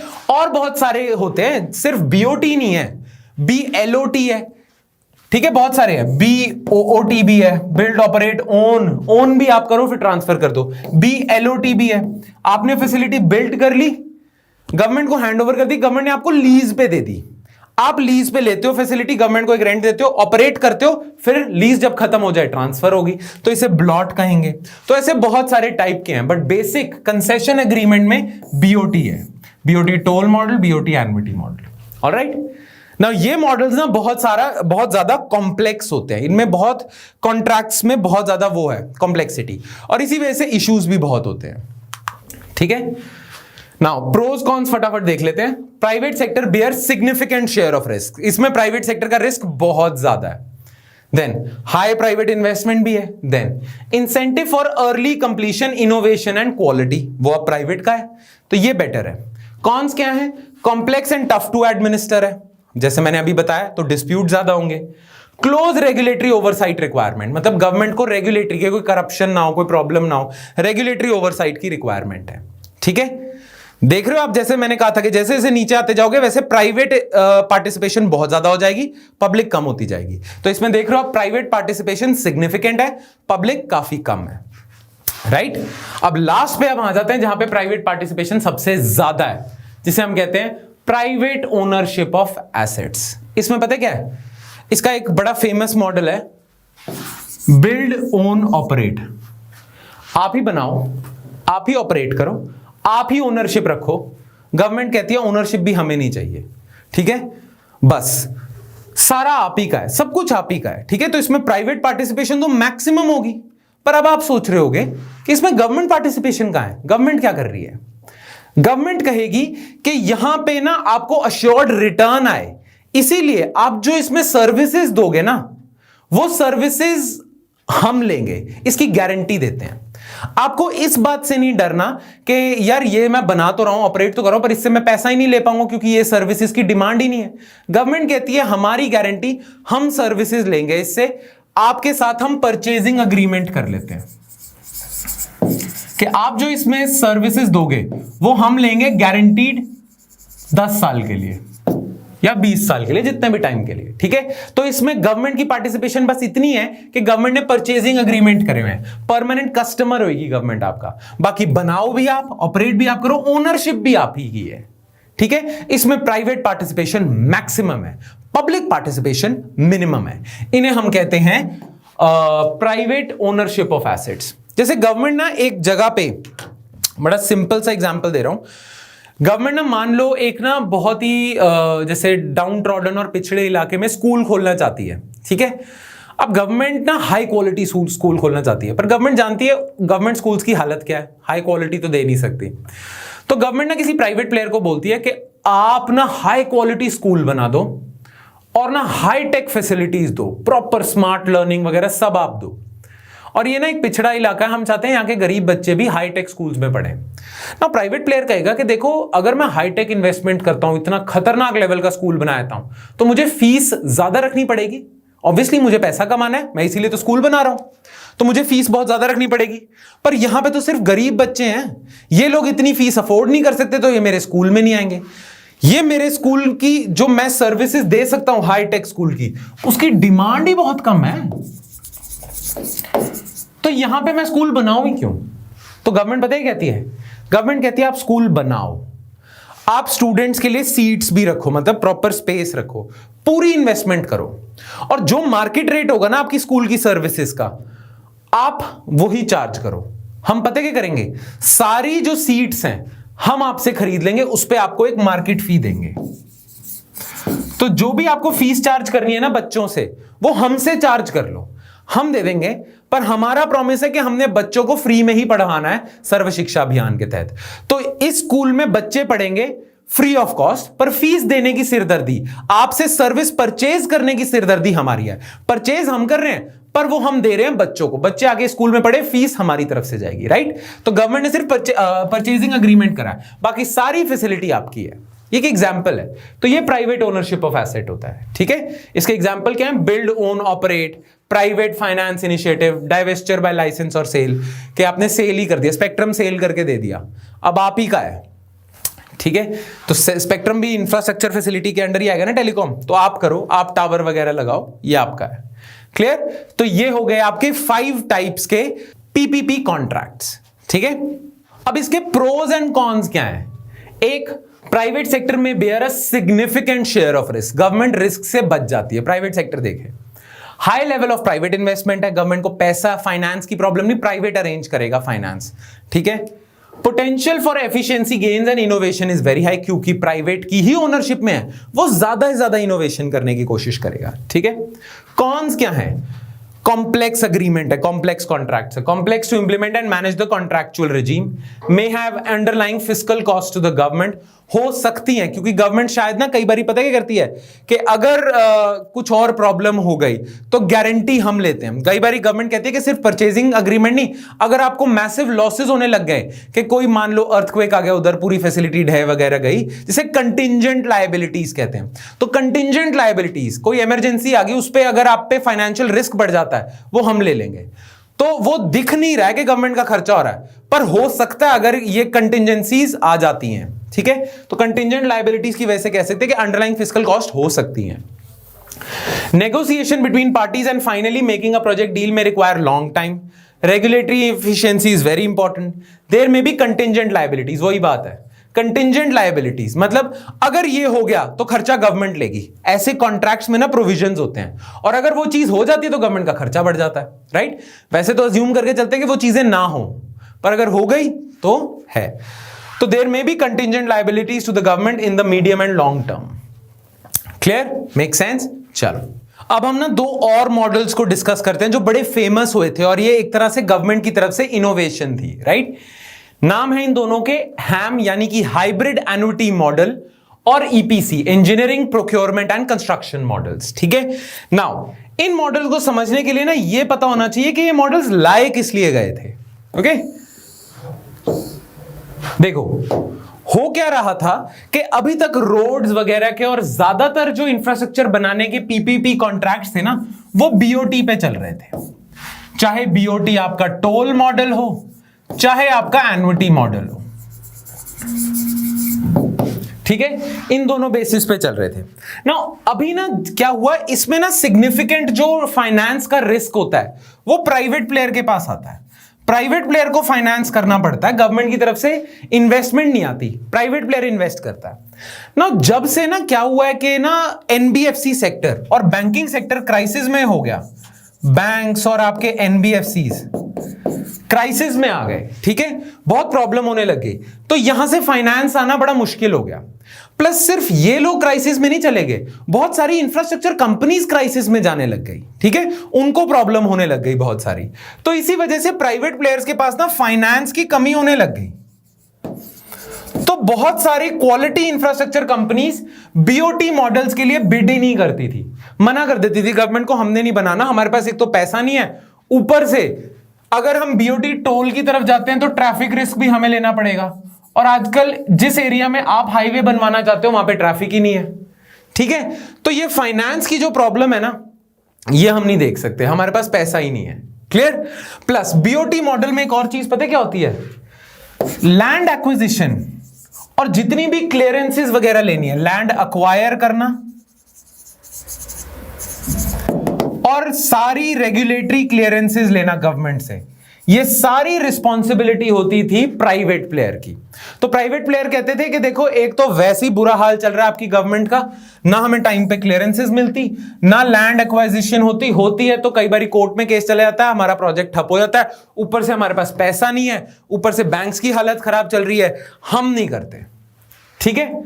अब इस पे ना गवर्नमेंट ने सोचा कि यार मे बी ना मॉडल में खराबी है, अगर हम मॉडल को ठीक कर दें तो शायद प्राइवेट प्लेयर इंटरेस्टेड हो सकते हैं, ठीक है। तो गवर्नमेंट ने क्या करा, देखो, एक ना ऑलरेडी मॉडल एग्जिस्ट करता था जो टर्न की जैसा ही है, जिसे हम कहते हैं engineering procurement and construction, EPC model. इसमें पता क्या होता है, गवर्नमेंट किसी प्राइवेट पार्टी को कॉन्ट्रैक्ट करती है कि आप इंफ्रास्ट्रक्चर फैसिलिटी बनाओ, वो प्राइवेट पार्टी ही डिजाइन करती है पूरी इंफ्रास्ट्रक्चर फैसिलिटी, इंजीनियरिंग का खर्चा उसका, जो भी सामान वगैरह करना है वो प्रोक्योर सारा होगा, ठीक है, जो भी सामान प्रोक्योरमेंट चाहिए होती है, और जो भी कंस्ट्रक्शन है वो प्राइवेट प्लेयर करेगा पर गवर्नमेंट से पैसे पे करेगा, जैसे टर्न की है वैसे ही ईपीसी है, ठीक है।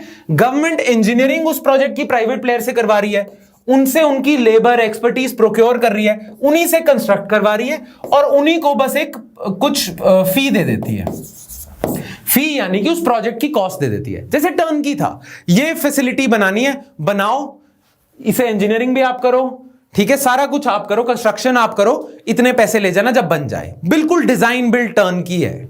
पर इसका फायदा पता क्या था डिजाइन बिल्ड टर्न की का, इसमें ना एक तो प्राइवेट प्लेयर की इन्वेस्टमेंट खुद की नहीं है, सारा पैसा तो गवर्नमेंट की तरफ से आ जाएगा, उसे अपनी इन्वेस्टमेंट रिकवर करने की जरूरत नहीं है, प्राइवेट प्लेयर को सारा पैसा आ जाएगा गवर्नमेंट की तरफ से जब ये प्रोजेक्ट कंप्लीट हो जाएगा। तो एक तो इन्वेस्टमेंट रिस्क नहीं है ना, और करंटली प्राइवेट प्लेयर्स की हालत खराब चल रही थी, तो इन्वेस्टमेंट वो खुद करना नहीं चाहते थे, तो इन्वेस्टमेंट रिस्क नहीं है। दूसरा, इसमें जो रेगुलेटरी क्लियरेंसेस होती है ना, गवर्नमेंट के डिपार्टमेंट से जो क्लियरेंसेस वगैरह लेनी है, कंस्ट्रक्शन, लैंड एक्विजिशन वगैरह, रेगुलेटरी क्लियरेंसेस ना गवर्नमेंट देती है, प्राइवेट प्लेयर को वो भी लेने की जरूरत नहीं, गवर्नमेंट सारी क्लियरेंसेस देगी, सब कुछ गवर्नमेंट करके देगी, आपने बस बनाना है और पैसे ले जाने हैं। ये है सिंपल ईपीसी मॉडल, ठीक है।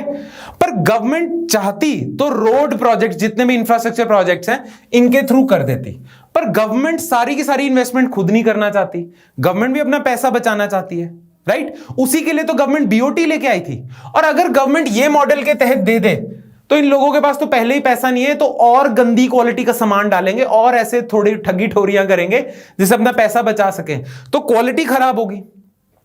तो प्राइवेट प्लेयर्स के पास पैसा नहीं है, इसीलिए गवर्नमेंट उन्हें ईपीसी से अट्रैक्ट कर सकती है, पर ईपीसी के नुकसान है, गवर्नमेंट को खर्चा भी करना पड़ेगा और क्वालिटी से भी कॉम्प्रोमाइज होगा, इनोवेशन से भी कॉम्प्रोमाइज होगा। मेक सेंस है ना। तो गवर्नमेंट कहते हैं देखो ईपीसी नहीं यूज कर सकते।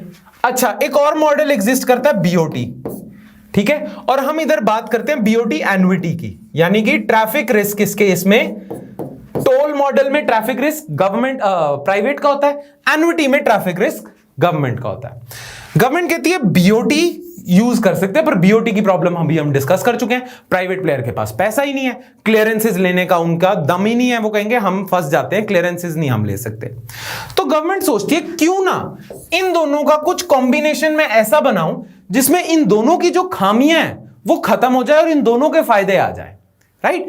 तो इन दोनों का मिक्सचर क्यों ना करा जाए, हाइब्रिड क्यों ना बनाया जाए इन दोनों का, ठीक है। और गवर्नमेंट ने ऐसा मॉडल बना दिया जिसे हम कहते हैं हाइब्रिड एन्युटी मॉडल, हैम। हाइब्रिड एन्युटी मॉडल में पता क्या होगा, प्राइवेट प्लेयर को गवर्नमेंट ने बोल दिया देखो आप इंफ्रास्ट्रक्चर फैसिलिटी आप बनाओ, ठीक है। प्राइवेट प्लेयर कहता है पैसा ही तो नहीं है कैसे बनाए, तो गवर्नमेंट कहती है अगले 5 सालों तक ना जब तक आप बना रहे हो 40% जो आपकी कॉस्ट होगी वो हम पे कर देंगे, 60% पैसा आपने लेके आना है, थोड़ा पैसा तो प्लीज आप लेके आओ बट आपकी 40% पैसे की नीड हम पूरी कर देते हैं और हम ये 40% आपकी प्रोजेक्ट की कॉस्ट आपको 5 इयर्स तक देंगे हर साल। जैसे मान लो अगर 40% मान लो टोटल प्रोजेक्ट जो है वो 10 करोड़ का है तो 40% क्या हुआ 4 करोड़, तो 5 सालों में आपको थोड़े थोड़े पैसे देके टोटल 4 करोड़ हम 5 सालों में इंस्टॉलमेंट्स में आपको दे देंगे। अब प्राइवेट प्लेयर पे फाइनेंस का जो बर्डन है कम हो जाता है, अब उसे सिर्फ 60% लाना है, ठीक है। प्राइवेट प्लेयर फिर कहता है देखो पर ठीक है चलो पैसा आप दे रहे हो पर मेरे को रेगुलेटरी क्लियरेंसेस वगैरह का भी तो बर्डन होता है, लैंड एक्विजिशन का भी तो बर्डन होता है। गवर्नमेंट कहती है वो हम ले लेते हैं, जो भी क्लियरेंसेस वगैरह हैं गवर्नमेंट कहती है हमारी रिस्पॉन्सिबिलिटी हम लेके देंगे। अब प्राइवेट प्लेयर कहते हैं हाँ अब मॉडल में दम है, ठीक है। तो गवर्नमेंट ने जब देखा कि इंफ्रास्ट्रक्चर फैसिलिटीज के लिए प्राइवेट प्लेयर्स बिड नहीं कर रहे तो गवर्नमेंट ने मॉडल में इनोवेशन करी, हाइब्रिड एन्युटी मॉडल लेके आए जिससे प्राइवेट प्लेयर्स एनकरेज हुए और बहुत सारे रोड कंस्ट्रक्शन के प्रोजेक्ट्स के लिए बिड करने लगे। वरना ना रोड कंस्ट्रक्शन रुक गई थी, हैम आने के बाद बढ़ गई और इंफ्रास्ट्रक्चर में इन्वेस्टमेंट बढ़ गई, ठीक है। तो ये है पूरा आपका हैम और ईपीसी, ठीक है, और यही यहां पे दिया हुआ है, ठीक है। ये इंजीनियरिंग प्रोक्योरमेंट कंस्ट्रक्शन है, ये हाइब्रिड एन्युटी मॉडल है, क्लियर। एडवांटेजेस वगैरह दिए हुए हैं सारे, ठीक है। अगेन हाइब्रिड एन्युटी मॉडल में क्या है कि बीओटी एन्युटी और जो ईपीसी है उसका कॉम्बिनेशन है, यानी कि टोल कलेक्ट करने की रिस्पॉन्सिबिलिटी इस केस में प्राइवेट की नहीं है, एनएचएआई की है। एक सेकेंड या एनएचएआई की टोल कलेक्ट करने की रिस्पॉन्सिबिलिटी है, मतलब प्राइवेट प्लेयर को ट्रैफिक रिस्क लेने की जरूरत ही नहीं है।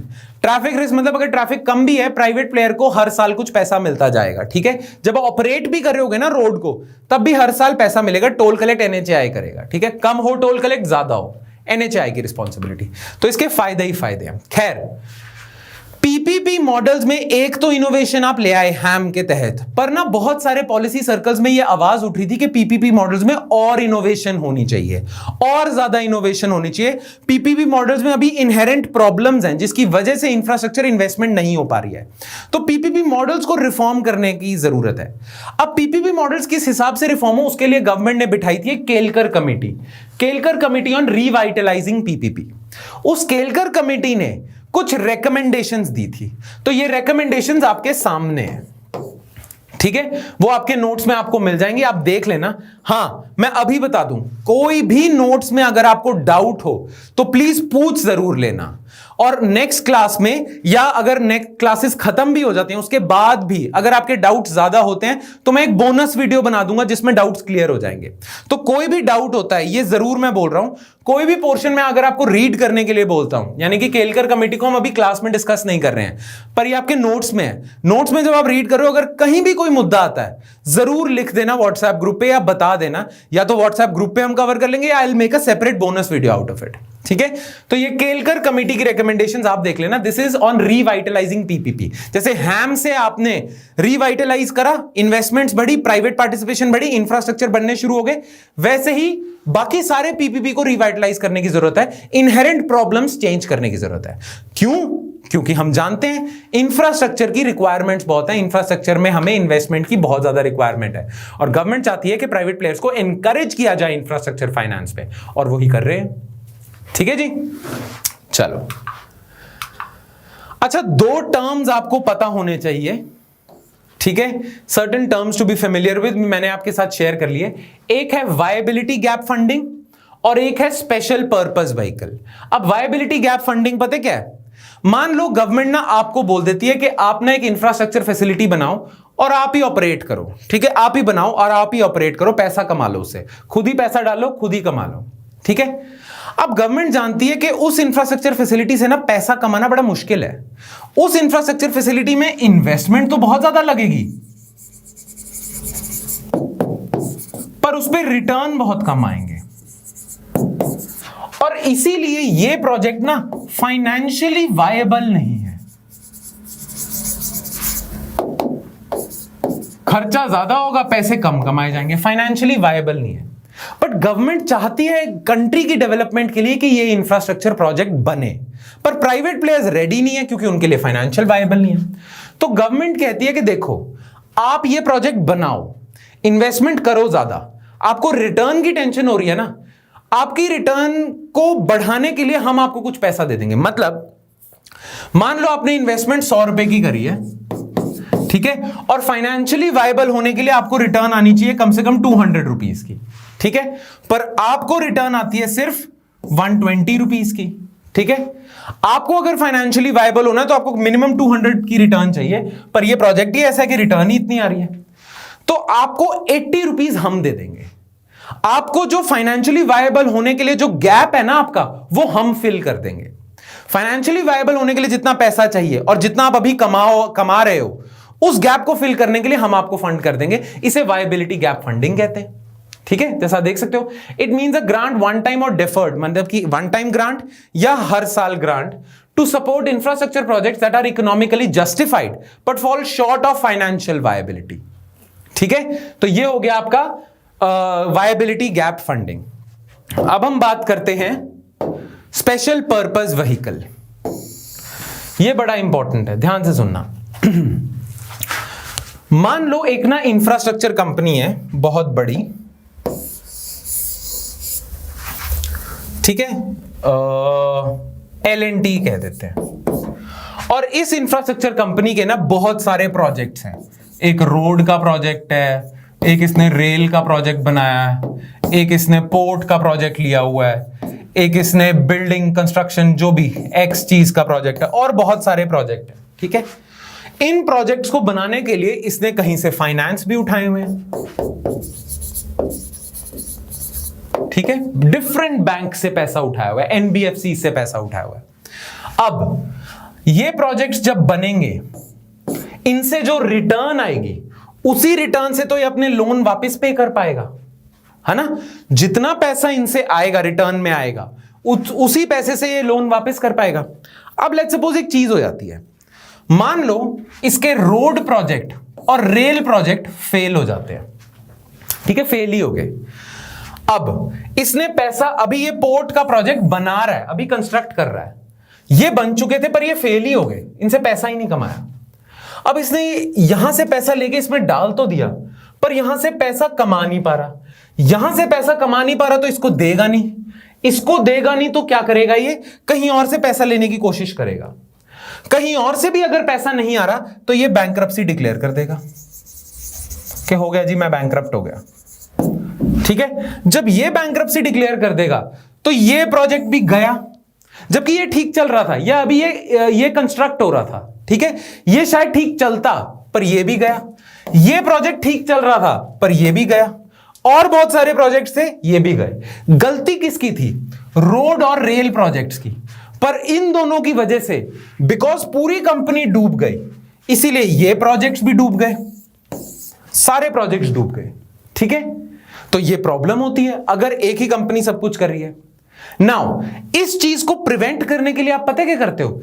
इस चीज को प्रिवेंट करने के लिए ना L&T स्पेशल पर्पस व्हीकल्स बना देती है। मतलब रोड प्रोजेक्ट के लिए एक अलग कंपनी बना देगी, वो कंपनी पूरी ओनरशिप उसकी L&T की होगी, पर L&T एक कंपनी बना देगी, L&T रोड।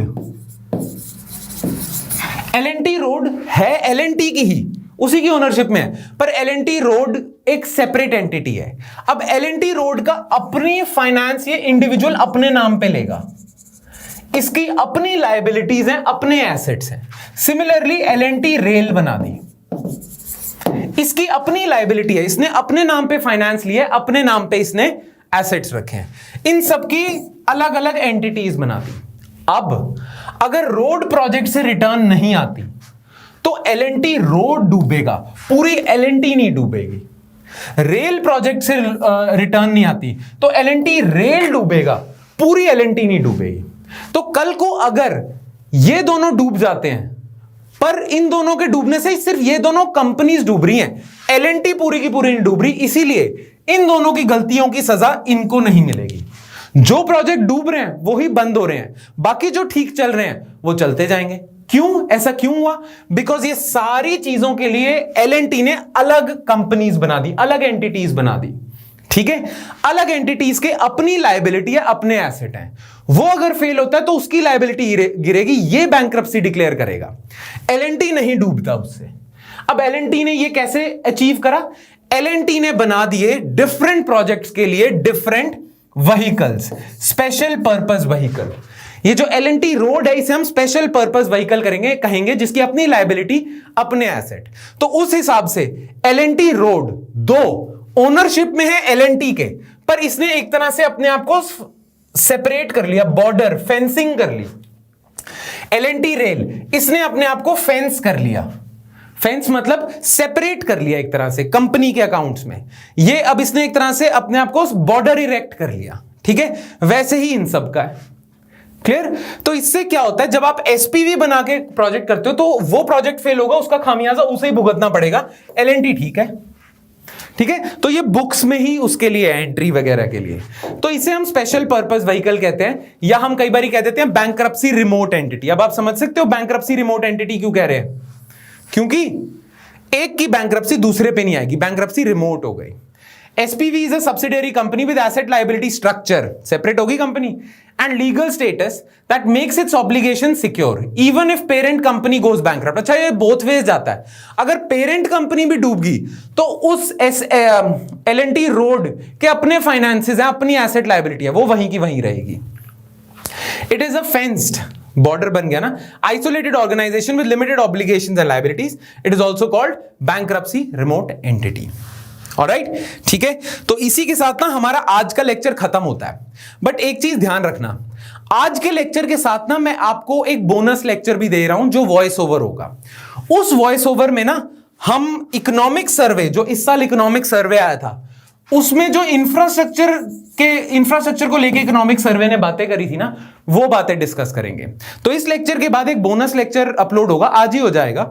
उसमें इंफ्रास्ट्रक्चर से रिलेटेड जो जो बातें हैं, क्या कहते हैं, इकोनॉमिक सर्वे ने कही है, वो उसमें डिस्कस होंगे। और उसका फायदा भी है, पता है क्यों? क्योंकि इंफ्रास्ट्रक्चर जब हम पढ़ते हैं ना, तो इंफ्रास्ट्रक्चर सेक्टर्स को भी डिटेल में करते हैं। जैसे रोड सेक्टर की क्या हालत चल रही है उसको देखते हैं, रेलवेज की क्या हालत चल रही है, टेलीकॉम की क्या हालत चल रही है, ठीक है, ये सारी चीजें देखते हैं ना। ये सारी चीजें ना सेक्टोरल वो कि इंफ्रास्ट्रक्चर का कौन सा सेक्टर कैसे परफॉर्म कर रहा है, वो इकोनॉमिक सर्वे ने डिस्कस करा है। तो रोड को अलग से करना हमें इस लेक्चर में जरूरत नहीं है, रेल को अलग से करना इस लेक्चर में जरूरत नहीं है, टेलीकॉम को करना इस लेक्चर में अलग से जरूरत नहीं है, क्योंकि इकोनॉमिक सर्वे वाले बोनस लेक्चर में हम उसे कवर कर लेंगे। So that's it from my side guys, I will see you next time with another lecture of economy. I hope you like today's lecture. Hi, अगर आपको यह लेक्चर पसंद आया तो हमारे चैनल को सब्सक्राइब कीजिए, और अगर आप यूपीएससी 2021 के प्रीलिम्स के लिए सीरियस हैं तो हमारा क्रैश कोर्स जरूर ज्वाइन कीजिए। कोर्स की डिटेल्स आपको हमारी वेबसाइट, जिसका लिंक डिस्क्रिप्शन सेक्शन में होगा, उस पर मिल जाएंगी। नहीं तो आप हमें कॉल कर सकते हैं नीचे दिए गए नंबर पर।